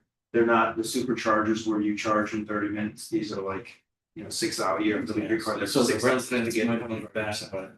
That those. well, that's what you're trying to do is you want people that are Mhm. paying to live there and use the thing to benefit from it, not. Hey, everybody, let us pay your electric bill for you, and by the way, we'll give you free cheeseburgers if you use the charger. It's, I mean, we wanna be nice, but we don't wanna be stupid. Does the state reimburse you for any of this? Or is it the net that you make from it? Take care of that sort of I reimbursement? had a so to client speak? look into this and I think there's an upfront cost and there's no real profit. It sort of pays for itself. I'm not sure. Is that? It was a $40,000 That was grant something at the time. That still exists. Okay, well, And moving on. Maybe those are, maybe Yeah, that is there's the some ramifications of ramifications that. Well, that's part of, Yeah. but I am gonna It's go good to in know. the whole idea. Alright, moving on to number 6, we already talked about the poorest favors. Number 7, the bike parking, the bike racks. We did get a materials and products packet. To me, I think, it's a personal choice of the applicant. I don't know if there are any really crazy bike racks. Well, they're very, there's some artistic. There's some real Yeah. fun ones. That's Yeah, that's up to Millie, but Yeah, yeah, I I'm mean, saying, sculpture you can need, be a bike it's rack. fine. You're going to- 8 bikes, it says minimum of 8 bikes must be accommodated on site. Now, is that our bylaws or is that like a state? We've got four That's racks that hold 2 bikes each. I'll add a cut sheet to the package. yeah. Okay. Just because there's only 8 apartments. Well, if you Or 9. look at Hudson, Yeah, their big bike bike racks racks. are actually artistic sculpture. Oh, they're, Yeah, yeah, they're they're so so cool. beautiful. Yeah, Based on the number of parking spaces. okay. Alright. So. All set on that one, if you guys are, so number 7, we're gonna do an artistic. Like rack design, or do you wanna see the exact materials and products? I don't know if you'll have that. For next one, We can find, we can find. Yeah, I it think out. we should just to keep it on. okay. I don't have any doubt, it's not. Alright, number 8 talked about the photometric plan, but that's more for the ZBA, I think as a design review, we don't do photometric plans. We look at the street lamps and the design of the street lamps. And I think you had that in the materials list. Did you guys look at the street? Yeah. She's done, yeah. Yeah, so you, I mean, some of that, you're gonna try to make it look like gas, or you're just gonna go with electric? I prefer the look of gas. I don't even know. You know, we were asking about whether even if I could get a real gas lanterns, but are they dark sky compliant? I have no You idea. won't be able to get them, Massachusetts, will, yes, they want everything electric. But you get light bulbs. For green You can reasons, get some light. it's, you will not get gas. I- The ones in Pine Knoll used to be gas. Right, Okay, But gas look, I think, is that we can do the dark sky with it. But it's hard pressed to get gas for stoves in restaurants now. Wow. The energy codes, we have all new energy codes. That you put a gas stove in the house, you have to put in solar panels. what? Well, if they're the new energy codes, yes. Brookline, if you're building a new restaurant, has to be electric, no gas. that's ridiculous. Period. I'm sorry. I'm not, I don't write the codes, but that's what I'm saying, you can't, our energy codes are. There's tree huggers in Boston that have never spent a day out of less than 120. Yeah. Or tried to cook Or much. try to cook. Yeah, that's. Yes. Get some boiling water, 20. We have exceptions for commercial restaurants. But with the new energy code. If you want a gas stove in your house, you have to. Put something else in to make up for the fact that it's not electric. And then all your bills go up because everything's electric. So Wow. oil and gas. Are almost gone. With our new energy codes, and it's only us. New Jersey and California right now, but it's. Changing, And then part of electricity. and that's why when you say From real gas running lantern, gas. the energy code will kill us. It does. They just will not let us, it's, I don't make the rules, but I don't even agree with them necessarily, but that they are what they are. Yeah, you've got electric, there's well, gas. But just so you know, I mean, that, yeah, so there, we kind of want them to look like the old gas lights. We have to also comply with how much light output there is, so we meet. With the photometric, so there's a couple of things going on, but yes, we'll do all that to meet code. And how many watts per lumen. Per light bulb. Wow. It's crazy. Talk about not business friendly. Hmm? Talk Well, what's about not happening is business it's friendly in residents too. Massachusetts. It's everywhere. It's any occupied living Wow. space. They wonder why the housing prices are gonna go up. Well, they're going up it's about 28% to comply with the new energy code Wow, for every house you build. maybe that's what you should write to Boston. I'm They're gonna trying No, to it's solve a big deal They're now. trying to solve this housing problem. but And they're John's trying to dealing with, solve John's our code guy, but if you add more than 1,000 square feet to an existing home. Say it's a beautiful old Victorian. Every inside wall comes down because you have to have 6 inches of insulation instead of 4, And windows. and windows, everything has to be brought into the new energy code. On the building, the old, the The existing. old and the yes, So the that old, means you're the- taking out all those wainscots, you're Yeah. taking. The beautiful dental molding that has to move the molding in, cut the corners, redo everything on every exterior wall, windows Unless it's got a and. historic restriction, your house would have. No, energy Really? takes precedence. So then all that makes the Okay, non-existing, the White Cliffs. I didn't write the codes. No, I just haven't seen that updated on the historical restrictions. It won't be on the historic, it will be on the energy code.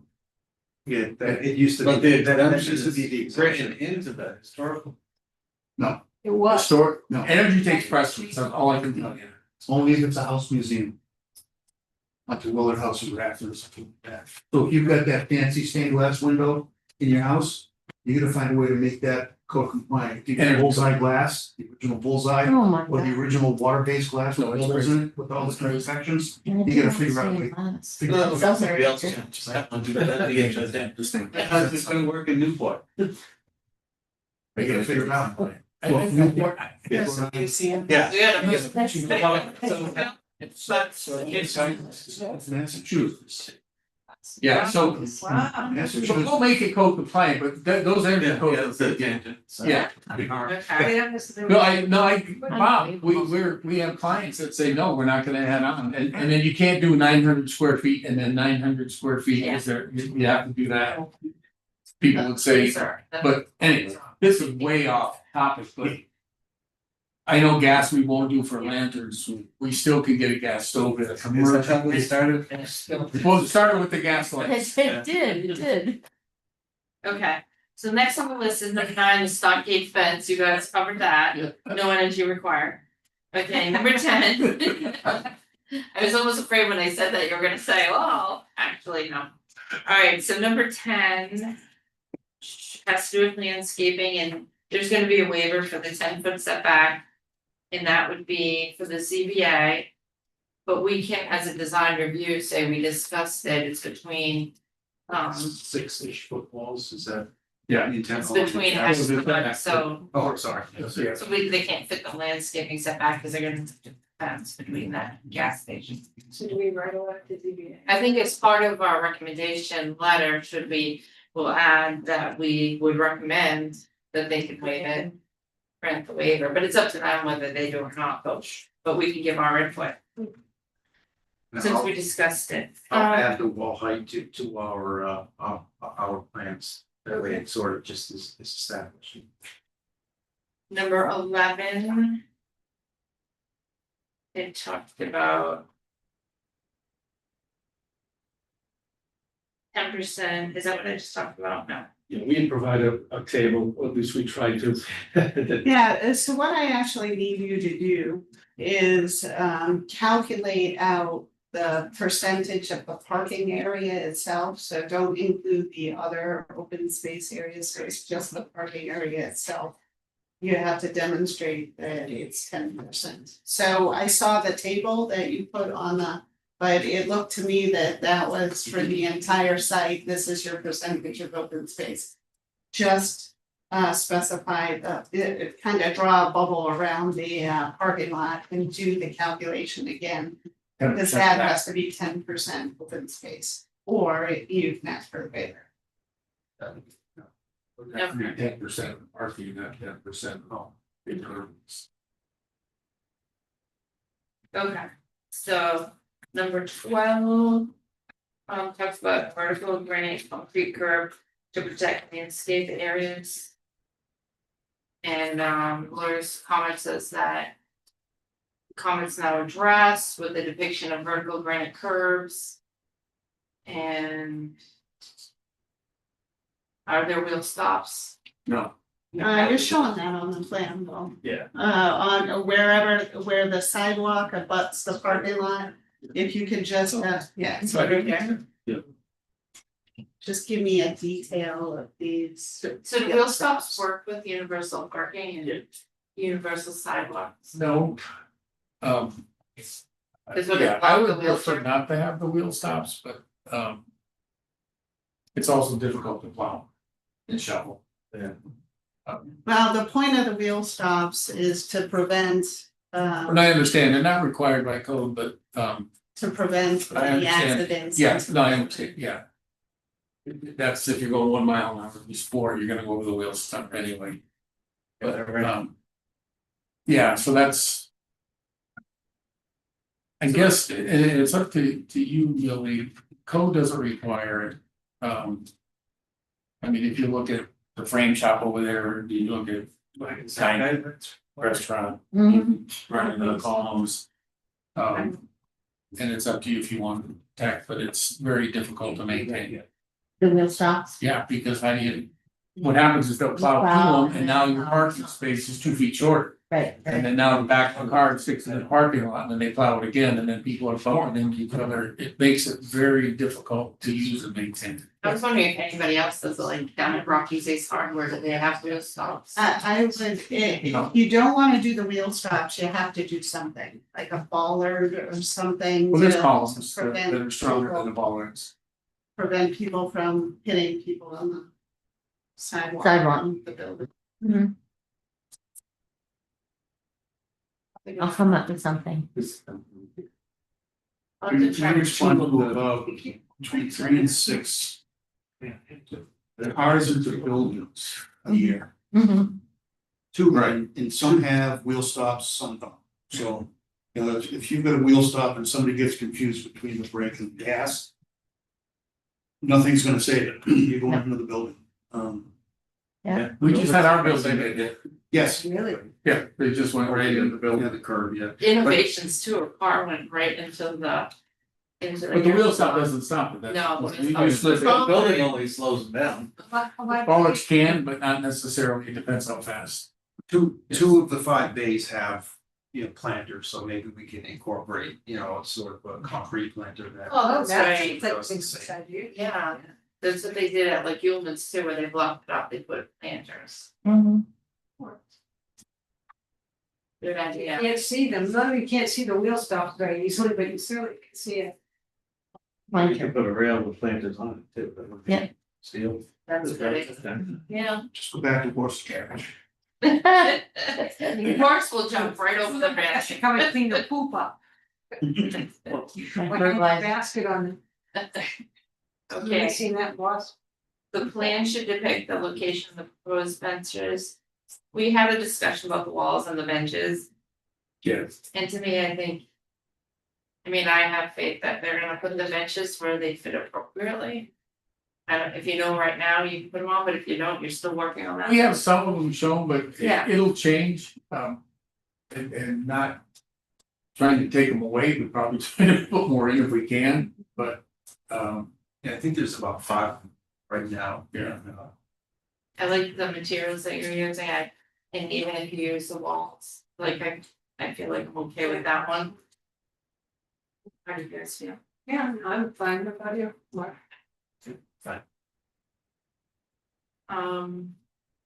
Any crosswalk for the next one was added for 14. Number 15.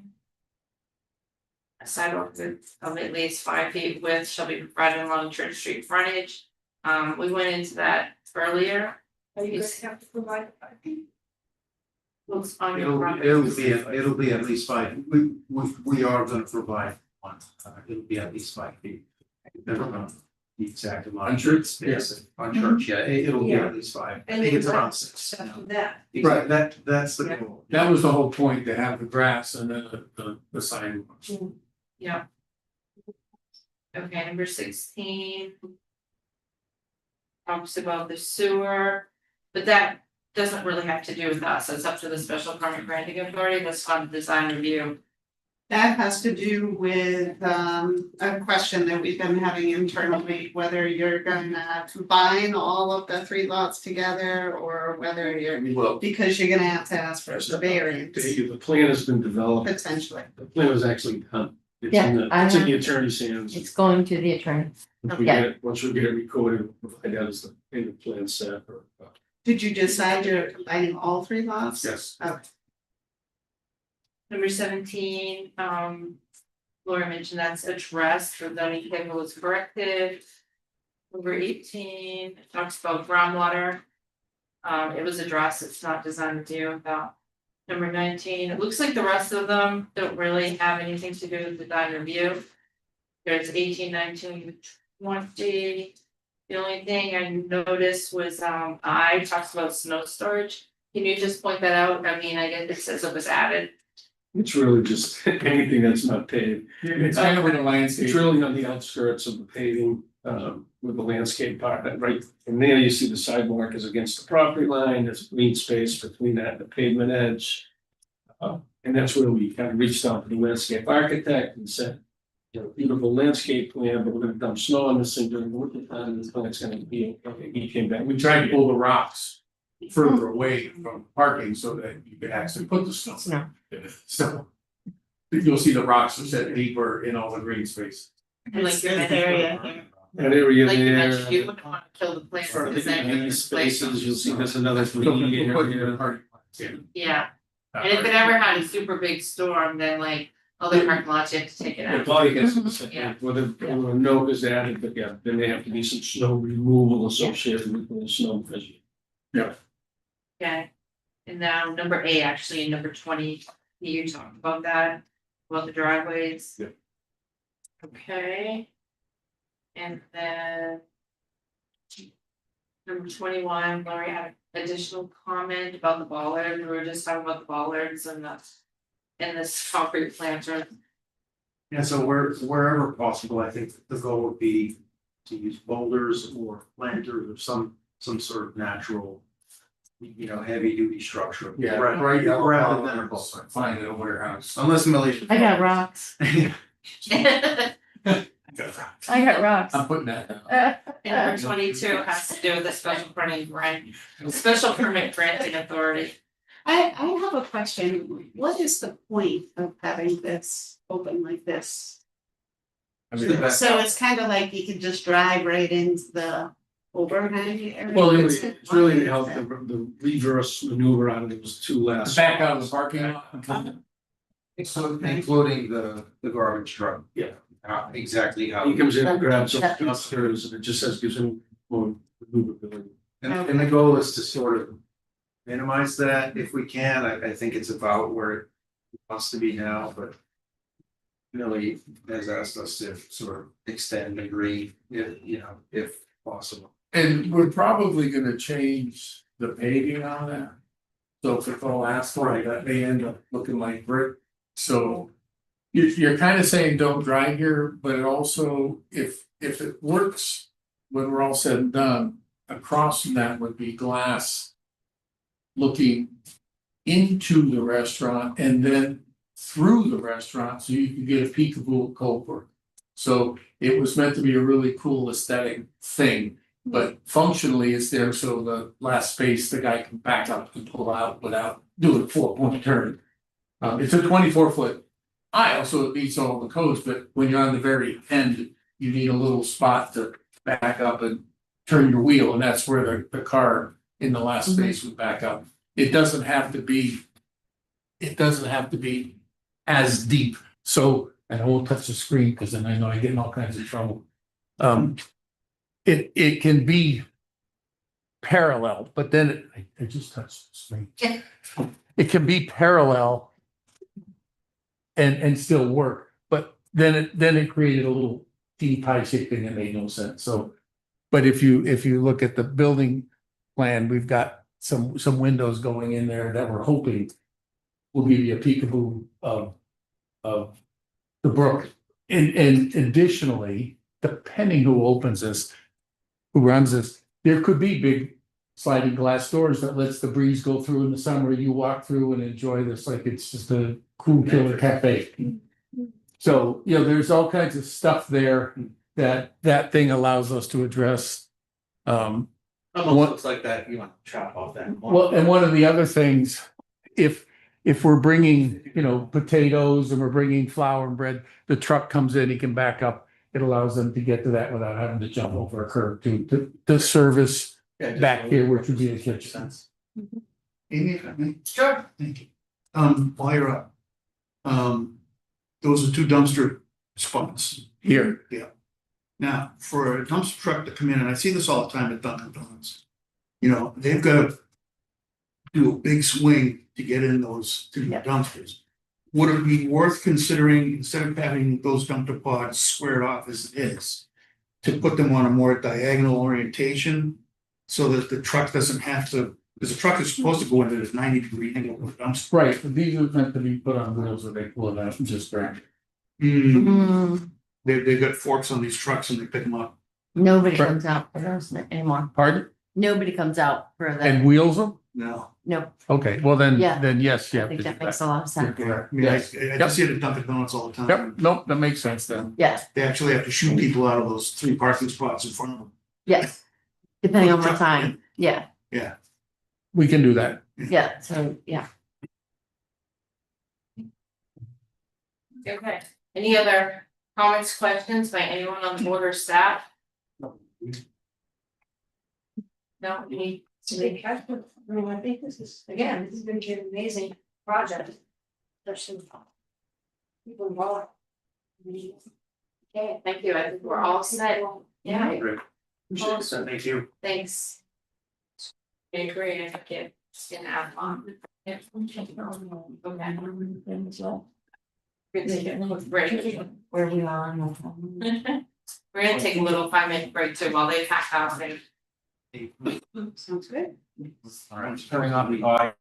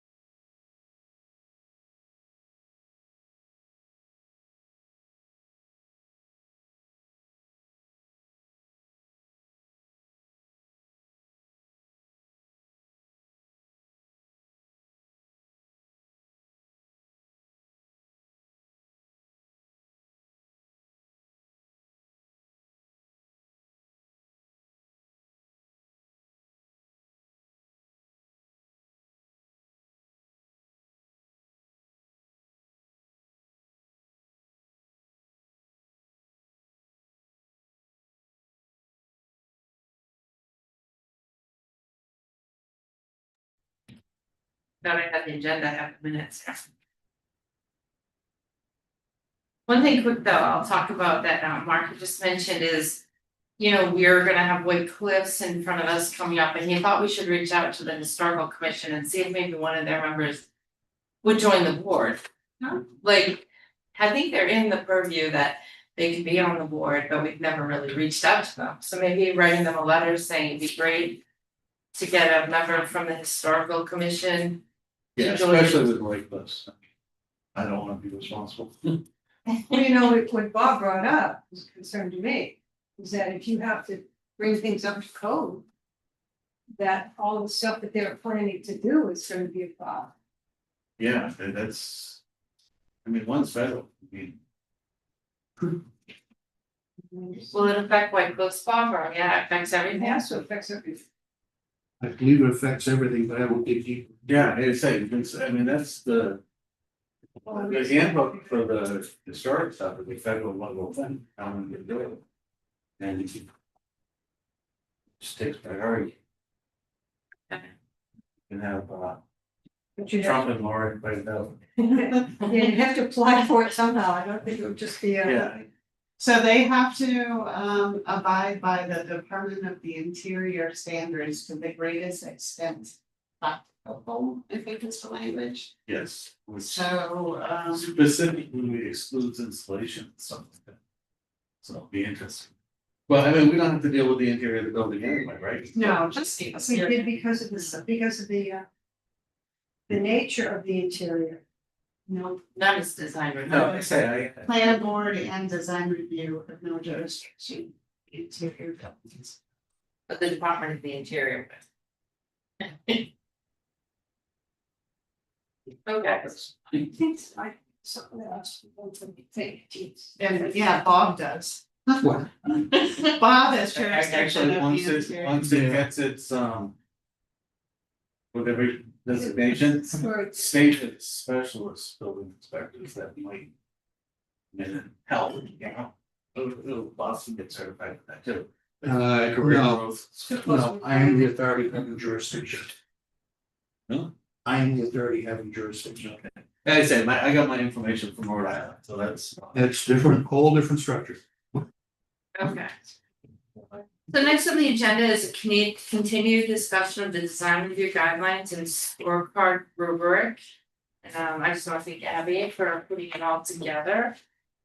I did want to say though that I didn't have like a ton of time, like. I didn't go through the landscape plan yet, so I don't know if anyone else did. I was hoping we could bump that to the next meeting, cause I really didn't. Yeah, that should be something that when Dave can make. I did email Dave Aaron, and I did ask him if I sent him another copy of it, said, can you review it, and email us for comments. So I'll reach out to him again. But I really haven't had a chance to look through it yet, but I thank you for putting it together. Yeah, the planting recommendations. So as a designer, you know, I look all the pictures on the inside. This only makes me look at an old sign that we're gonna be getting rid of. And That's all too. When you see, I'd rather see something that's, you know, trees and how it enhances. I can certainly change the picture. I actually took a picture yesterday, but I didn't have time to send it to you.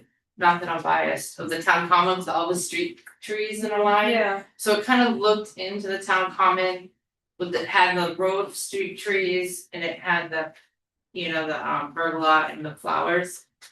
So this is planting. I mean, I could send it to you, I could send it to everybody, that's, but if you find another picture too, I was thinking street trees when I took the picture. Yeah. But I haven't had time, like I said, to forward it to anyone. so now, just in talking about it quickly, the introduction tablet starts with. Oh, that was just a printing error. So the most updated, I actually set down in front of you, the introduction is in fact supposed to be at the start. So my apologies for that. And then there are just a few small changes that I made to this one. Okay. So I would look through that one if you're looking. Alright.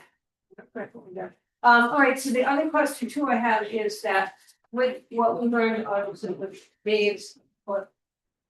Certain trees work well in certain areas, flowering trees and such, how much the droppings come out and things of that nature. are we putting, and I didn't read all, didn't go through all of it, just. So. Is there an area of suggestion saying this is good for Main Street, this is good for Side Street, that sort of thing? More specifically, it says if the trees aren't good with urban stressors, so it would say. Don't put this near a street, or maybe use a male species of this tree because it drops, like it makes a mess, it like litters and things of that nature. But it doesn't say this would be good for X street. It would just say where it really makes sense. Alright, so, I could say black cherry can be messy and prone to pests that are in naturalized or low maintenance areas. But But don't I- carpenter. Well, I mainly try to get trees that were, and shrubs, smaller trees as well, that were tolerant of urban stressors and salt and drought and flood. Mhm. But that's not all trees, you can't exclude so many native species. So there are native species that are good in more naturalized environments for selection, and then there's lots of very tolerant trees. So some of those may not be native, but they're not invasive. okay, so if there was like a little scale that you could create, that would give you a quick view of, if it's very tolerant, you know, it'd be green, if it's sort of tolerant, it would be blue, if it's not tolerant, it'd be red. Yeah. For certain things, again, I mean, what happens as a viewer, I'm a designer, so as a viewer, when I'm looking at this. I'm more drawn obviously to the photos because that's what your head goes to, it's right there. The explanation of them, kind of drops off. So if I'm looking 20-30 feet, some drought tolerance, but sensitive to salt compact. It's easier almost if you have, like, here's the scale, here's the recommendations, maybe a recommendation scale for Main Street, streets that get more salt than others. That sort of thing, that kind of gives them this. Just one thing, just remember that the vast majority of the projects that you're gonna be reviewing are, parking lots, so they're like urban.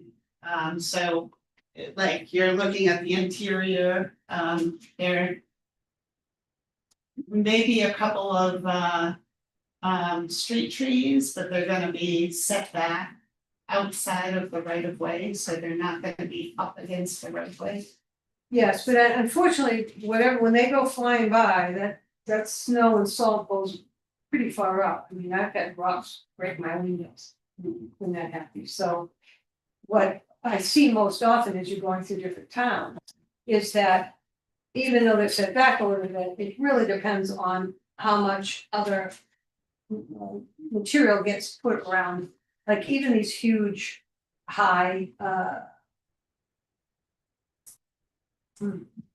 mulch areas. The higher the mulch, the less the tree gets what they need. I don't know why this design started to come in, but it's better to keep them lower, not to do this. Because then it doesn't allow the natural water to come into it. It's got all that much to go through, and the root system is well below it. So some of that is important to start looking at, because some of the things that are done by people who don't necessarily know that. You know, the landscape company that's hired somebody, or 5 people that haven't been told that, but they've seen it and they like the look, and then now they're all. Well, yeah, talking, I know it's great, but like I'm saying, when you're looking at something, it's almost better as a visual to make something so that you can get a quick look and I'm sure that everybody who's landscape architects for the jobs. Well, no, it's a lot of times we don't necessarily have a landscape architect, everybody knows that. So are you suggesting some sort of icon or like a color key? Maybe, yeah, like a key of, you can do whatever you want, you can have a happy teardrop, you can have a bucket of water, you can make whatever you like, but as long as it's consistent and it goes through, just for that reason, because I know that one of the things that was talked about is pear trees. I'm pretty sure David had said pear trees aren't the best trees to have close on the roadsides, because they drop, what are the pear trees, the good or the bad? No, the pear trees are bad, they drop fruit and it really cracks beaks. Well, they're also not very hardy, so like the Cleveland's, Yeah. like they're not long lived. Right. In an urban environment. So it may be great to have him do a little input, he's our landscape architect. I'd say That's what- the like the black cherry, we did that in Hudson. Yeah. And I like over parking spaces and birds love those. I parked them with my roof down. Certain ones that attract birds and pollinators and deer, that's also specified. So if you have a deer problem, maybe. Yeah, so I mean, it would just be a little bit more, you know. Yeah. Put on, Some that's sort of it, visual key, that's- that's fine. Thank you. Great, we've been talking about it for a while, but never. It is pretty good though. Yeah. Good for us, is that? Yeah. I mean, I changed the one that just had the milkweed. I propped that down to just the milkweed. What was that? This one, page 24. You mean Like, like just like- general milk? Well, just because you're showing some other plant mostly, and it looks good, like the milkweed These are with the in the picture. background. oh, I see. It's crop half that orange out. Yeah, I can just pick a different photos of this. Please. And in between now and next meeting, if people have comments, we could type them up. I think it's just my wife and Gary. Feel free to mark it up before going over it next meeting. Okay. I'll just see suggestions. right, I just I bought. did a look at it. too. Yeah. It's just now. Oh, is it, yeah. Yeah. You wouldn't- It's probably, yeah. I really say minimum. Yeah, I did, and then there's a lot of stuff that I'm like. Yeah. We really, we a lot of fun. I had some things that were, but because it used to be in Word before, so I would write a review question. Now I just circle it in here, so I have to make my list. But there were some, like, and it's not you, it was wrong in the first one too. Some of the numbers are off for the zoning code. Oh, you're talking about. I'm in the design guide, yeah. Guess we, So, But I can give you a list of the ones I found and the right numbers, I already didn't do that. But I didn't have time to type it up in a paper to give to you. Yeah, no, I mean, if you were to even just give me that packet, like if you were to mark it up like that, I have no issue with that either. Oh, okay. Alright, that would be great, maybe not today, I haven't finished it yet, but. Mhm. And if it helps too, I passed out. Maybe not. I gave you the newest version. Oh, I can check and see if that's the. so the first thing Yeah. are the covers, you know, I will probably get involved. Mm-hmm. But this photograph that I originally had put in, we never got the okay from the photographer. Oh, really? So as much as I like the idea because it showed the whole town, it's somebody who works, or doesn't work, but submits for the community advocate. Which if you wanted to call and say, we're interested in using this, could we get the okay from the photographer? I'm sure it would be easy to find the name of the photographer. I think I might have noted it, one of the things I had put down, who it was. It's not it's a woman, I believe, who is living in photography, so. There are some people with drones in town, I wonder if it's better just to get a name. Yeah, this is pretty blurry. Yeah. Yeah, because it's, Yeah. that was a photograph from the screen from. Yeah. Oh, really? So it was just a place. I would get a picture, so. Yeah, I think that's a good idea. you can also, AI, that would be good, alter this, not to make it copyrightable. Would it make it clear No, make it look like an oil painting, basically. Oh. Yeah, well, I was looking at other books because I've been trying to do this design for a long time now, here. And different books have different things in it. I originally had a blueprint of a building that we actually built. We liked that. We were gonna go along with something like that. Then I've taken some other pictures. So this has got some work. So do you wanna think about the cover? Yeah, we'll work together if you like when you're doing this, and I'm sure that it's just because the computers. Everything's the same size, fonts are the same size, don't have larger font, smaller font.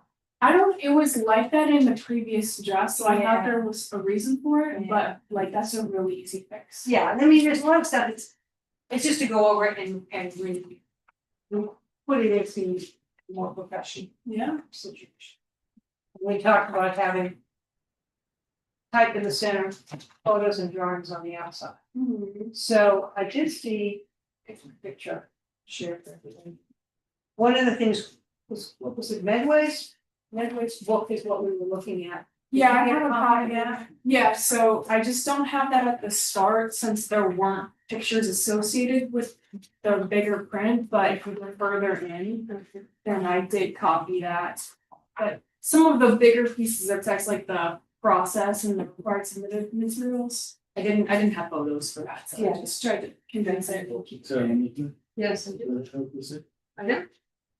And I set up. But the problem is we're on tangent, so stop us. The problem is between the two gas stations. Yes, well, this is, what I liked about this, and I'll go down the line and show everybody, is it gave the drawing and it gave the direction of what we were talking. So I like that, yeah. And I think Milbur's book had that. So you want a drawing like that? Yeah, I want to have drawings like this to be, you know, because that's what I like so much about Milbur's is that you've had other graphics as opposed to a photograph. Yeah. So I went online, I got that, and these for me. So that, you know, when we start putting it in, and then what it will do is, that's like, it's still very, very. So, so one of the things we were trying to do is to line up the photos with what's being. And discussed. the photos. So like you ended up two sides of the photo, it's like, here's a good example. Yeah, it's much higher, usually it goes to print, This down to one, 150 when it's not going to print, so you want it we to be wanted the going to print, photo to so talk about what's what's going here. to happen is. So when you read the create text, you the look at photographs the and the balance of type, you almost have them separate. Right, streams always. Why did we do that? Like some of the other, the old book, But every time you get it, like publishing grabs it's something. split it up, it does circles on the page and then. So, But then it's a Yeah, this was completely printed on different layout. yeah, And we so, can't and I mean, I'm. layout.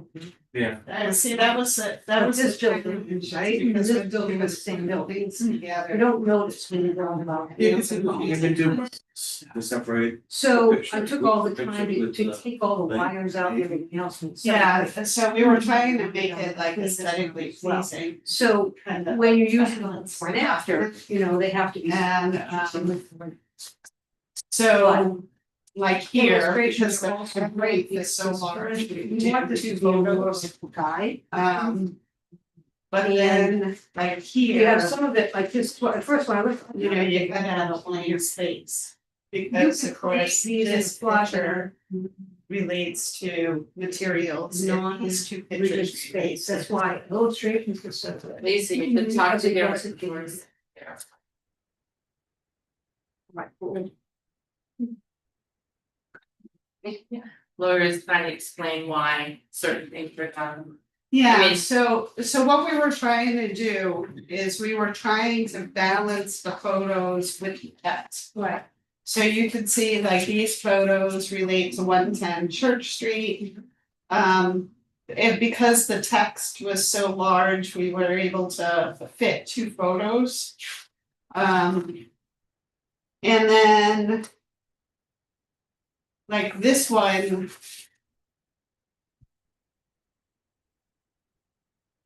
We really wanted, like, when you talk about, when you look at the text here, it talks about the modern renovation and tying it into the historic architecture. So I wanted to include the photo of the back of the building. As well as the front of the building in order to show that. And then here, we're talking about South Street, so we're talking about the original design in the text versus the modern design, like how it changed over time. So there was a challenge in certain locations, like for example, this photo was not included in prior drafts that you viewed. But it just so happened that the text that was fell on the page where it fell. We had to switch out the photo because the photo had, we wanted the photo to correlate to the text that was next to it. I think the original photo there was Northbrook Crossing. Also, publisher made some of the old photos very blurry when I put them in, so I had to replace a few. And that turned into like retaking a lot of the pictures because it was so much sharper. So some of these pictures are basically what they were before, except they were just taken. Yeah, some, and again, I mean, because this is what I've done for 30 years, so it's a little difficult not to, just, oh yeah, go ahead and do it, because I just have a nature of design. When a lot of the photographs could have been as a filler, because I don't know how it was set up. Could have been a filler, could have been a low DPI, which is what I was talking about, which is why that happened. Why it gets blurred, because the smaller it becomes. If it was a thumbnail with a different photograph taken from another photograph down, that's where you start to get the degeneration. So the photograph, if you had it, we could have probably had it on some, on a disc somewhere that was correct. Well, But you I know- appreciate you going through all the time, it's just, So Judy Barrett's group did this document, so we only have a PDF of the document. We don't have the photos.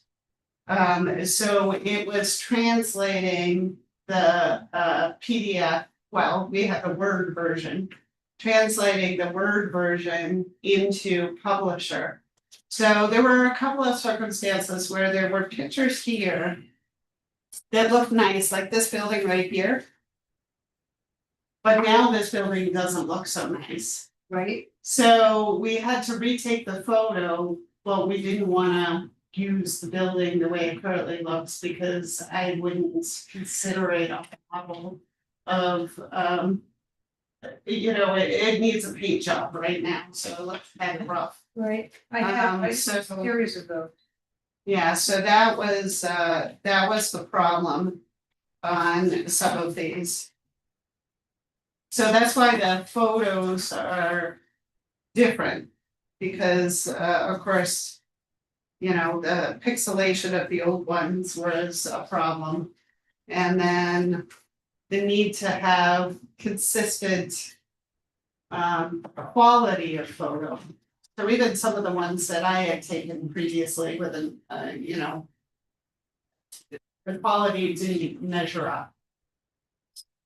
I totally get all of that. I would have asked and asked and asked to help.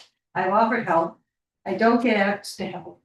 I have several of these photographs in series so that I can go and let the series and bring it back to you. Because this one in particular, I'm pretty sure I've got with the signage and everything on it. So it's difficult because you have so many hands in it and you have so many programs in it. And Judy Barrett was 5 years ago at this point. It was Like 2012, it was yeah, 15 years 2012. ago, so the quality of the digital camera has advanced Right. tremendously Yeah. since then. Yep, and she had used buildings that were in intercity buildings that we didn't have. That was for the two family. one. Yeah, we were like, that's not even close to the town. So when we used to do, this is what we recommend and this is what we don't recommend. Then we were, oh, you can't say you can't recommend it if it's in the town because somebody will be upset. So then the non-recommended has been gone. And you gotta use pictures, obviously, of the town. I think there's a picture here of Southborough and some other things that you have to emulate what we have. And Yeah. so- Like I took this photo in Hingham. I couldn't think of a single location The Yeah. seller, Northborough that is similar as far as the landscaping is concerned. I think the seller. So We do have a cellar in here under signage. I think the seller would be good under The new the version. landscaping with the, I took some pictures. You have it right here. Yeah. I'm also happy to go out and take pictures, keep having these spots in mind.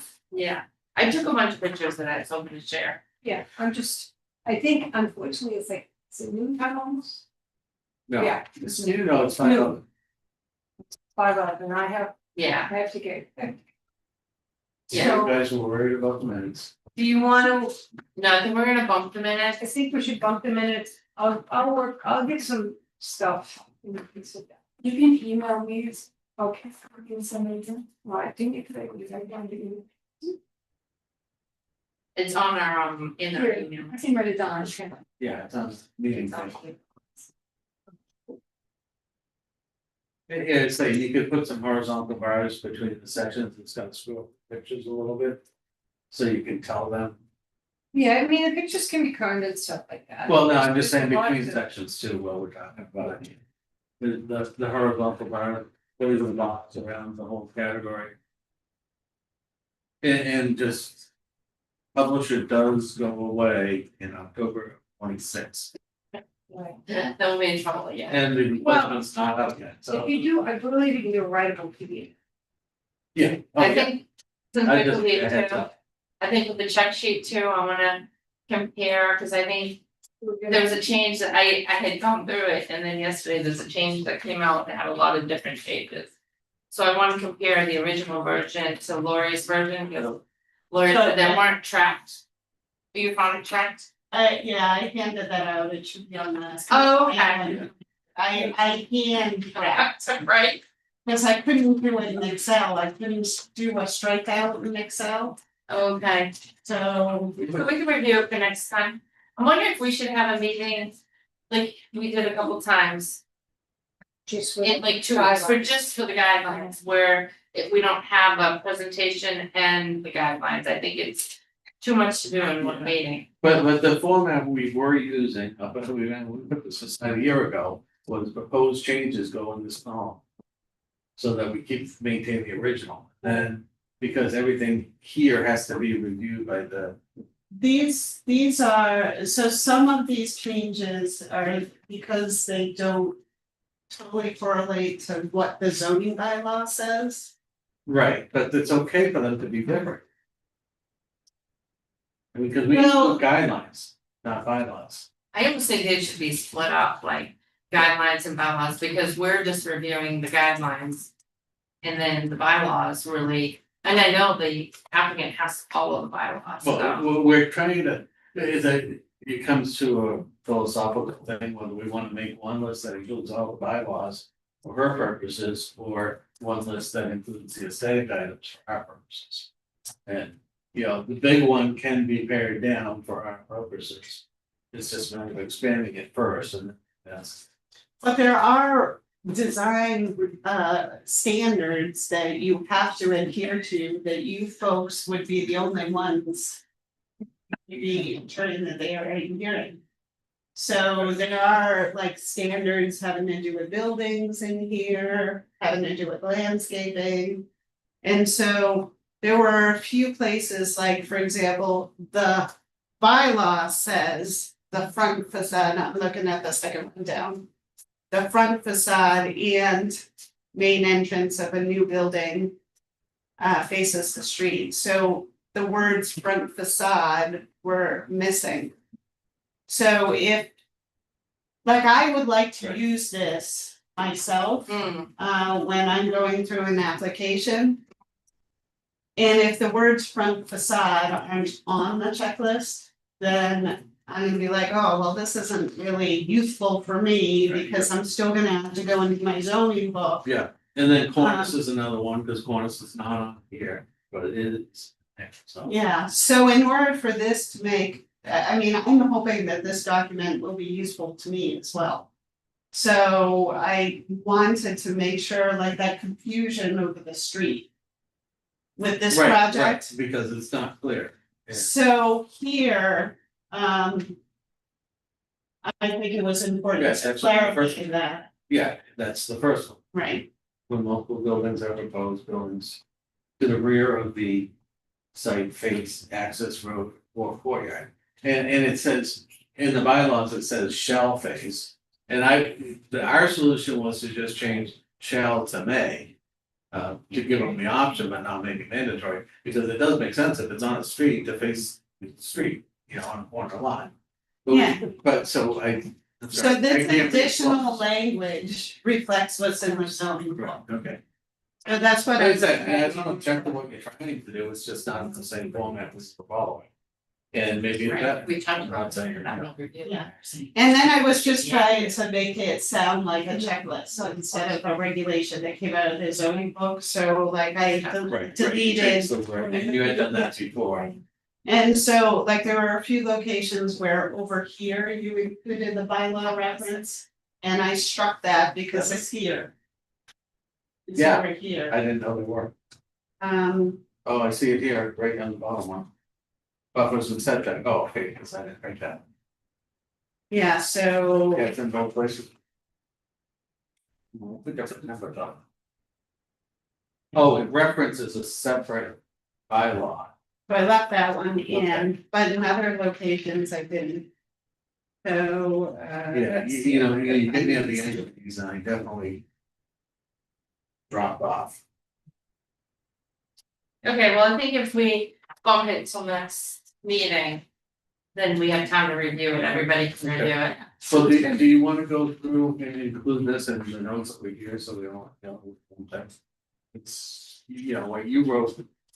Is probably better than what. You wrote. But this wouldn't be a change, Well, this is a request to change the bylaw. see, this is the language from the bylaw. Right. So it wouldn't be, you don't wanna put it here because there's no need to change, because that's what the bylaw currently says. It does, oh, yeah. Yeah. Right, but I say, well, we shouldn't be talking about this example because it's not clear on the bylaws.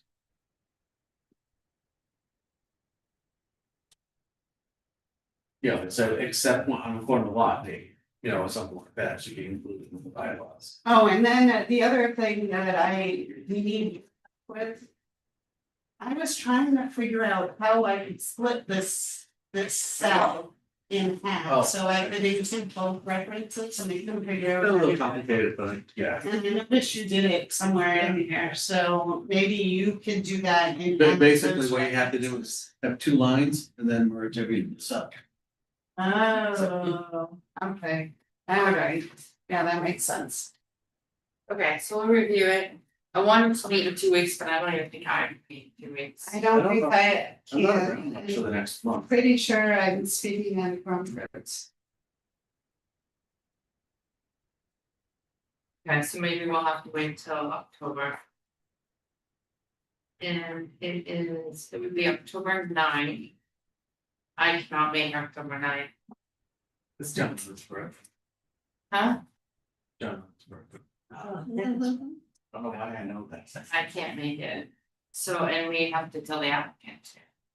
But I can make it earlier in that week, like the 6th or the 7th. I don't know if the applicant can. But I'm not gonna be here the 8th, 9th, and 10th. Yeah, I'm not here on the September 25th. Oh, this is October 9th, our next meeting. I'm not gonna be there. So I would have to either bump it a week.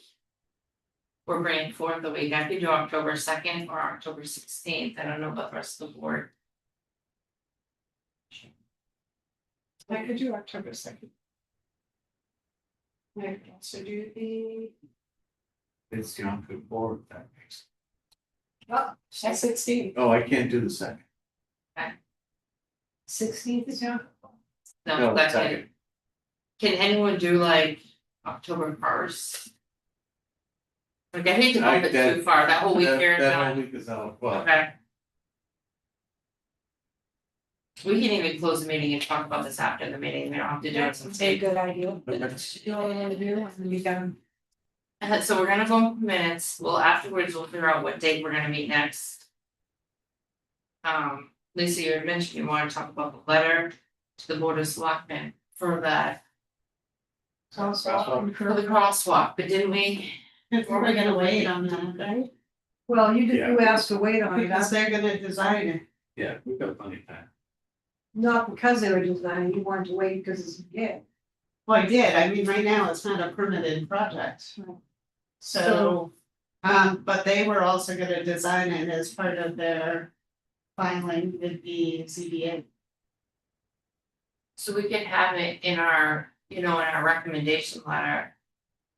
Oh, when you mean we, at the end? at the end. Then we close out that. When it goes to the ZBA, they start working on a letter to the selectmen to get it on the town books to have it done. Cause like, I don't think we can start it before, like she said, before it's approved, because then the town's working on something that. Say they decide not to build it, there are so many applications that come in front of the planning board that. They present to us and then just never do it. Hmm. So like, and then this town does a sidewalk and nothing happens. Like, I'm sure Millie will do it, but I don't know, when or. Yeah, well, that, I mean, the thing that I wanted to do is get it in a queue so that when it came up. That, because the only thing the town's gonna have to do is redo a little bit of the curb cut and the paint. Cause they're gonna design it. Not very expensive, Yeah, that's not. so they're not starting But now. again, why you do it earlier to get money for it? But if they are also be doing those lights from fire department moves. We don't know when that's gonna be ready. Well, No, well, why would that be included in her? They're on schedule, aren't they? It wouldn't be included on hers, but they might do it. If we request it, The state, well, whoever is doing them. Yeah, That's. Church Street would not be the same. that's the town. Yeah. So like, maybe we should, maybe. That could be on the list, I don't know if you talk about it, Lori, with Scott, or if we write the letter. That this is what this applicant is gonna design and that we're, it is part of all downtown revitalization. Then those like residents there can get out and move about town and buy things and walk to the library. And people downtown can walk and use theirs. It's a connectivity issue. It's just that you're gonna have to figure out the funding and everything else like that, and you don't want her thing to be in and then have to wait 2 years to have it done. You wanna have it all done at the same time, so she may be done. But you want it all done at the same plan, so. Yeah, so by making a request doesn't make it so, it's just that this is something we talked about, something we're interested in because of the connectivity. Put this on the radar. Yeah, I mean, that's pretty much what it is, so it's not a surprise and, oh, well, we hadn't planned on it, and 2 years come by, we don't have any money. If you have drafting a letter at the next meeting, that would. Just put this on your radar as part of downtown revitalization and this new project.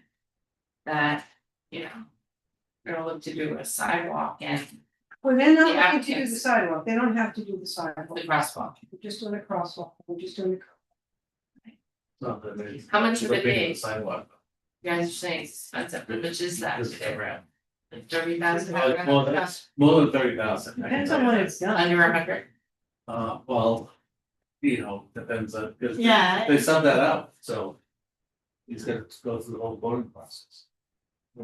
It's small, so. Well, if mounting a flashing crosswalk costs 30 grand. it's sub That's that. not, you can't go by that amount of money, that's a flow of money, it's just, you just. 17 grand, that's what they take for 1%, but that's a couple of years ago. Yeah. So that's it, like I said, millions, so when you guys are saying it's a lot of money, I'm like $1 million. When we get. So it's under 100,000. Shouldn't be a big deal. Oh, that's surprised, I'll take. Okay, Remember your name then? I don't know, we haven't We never- decided, we're gonna close the meeting and then pick a date. Yeah. Nobody's gonna wanna watch this video while we negotiate our next meeting date. I hope nobody watches this meetings anyway. Alright, I don't know, we're in person, so we don't have to do a roll call vote. Well, We yeah. have a motion Joey, to you have a adjourn, motion to right, adjourn. but we don't have to do a roll call vote. We just raise our hand. Alright, I'd like to make a motion to adjourn our meeting today. Second, Sure. we got the stories. And then we just raise our hand. We're done, we're done. Alright, very thank much. you. Appreciate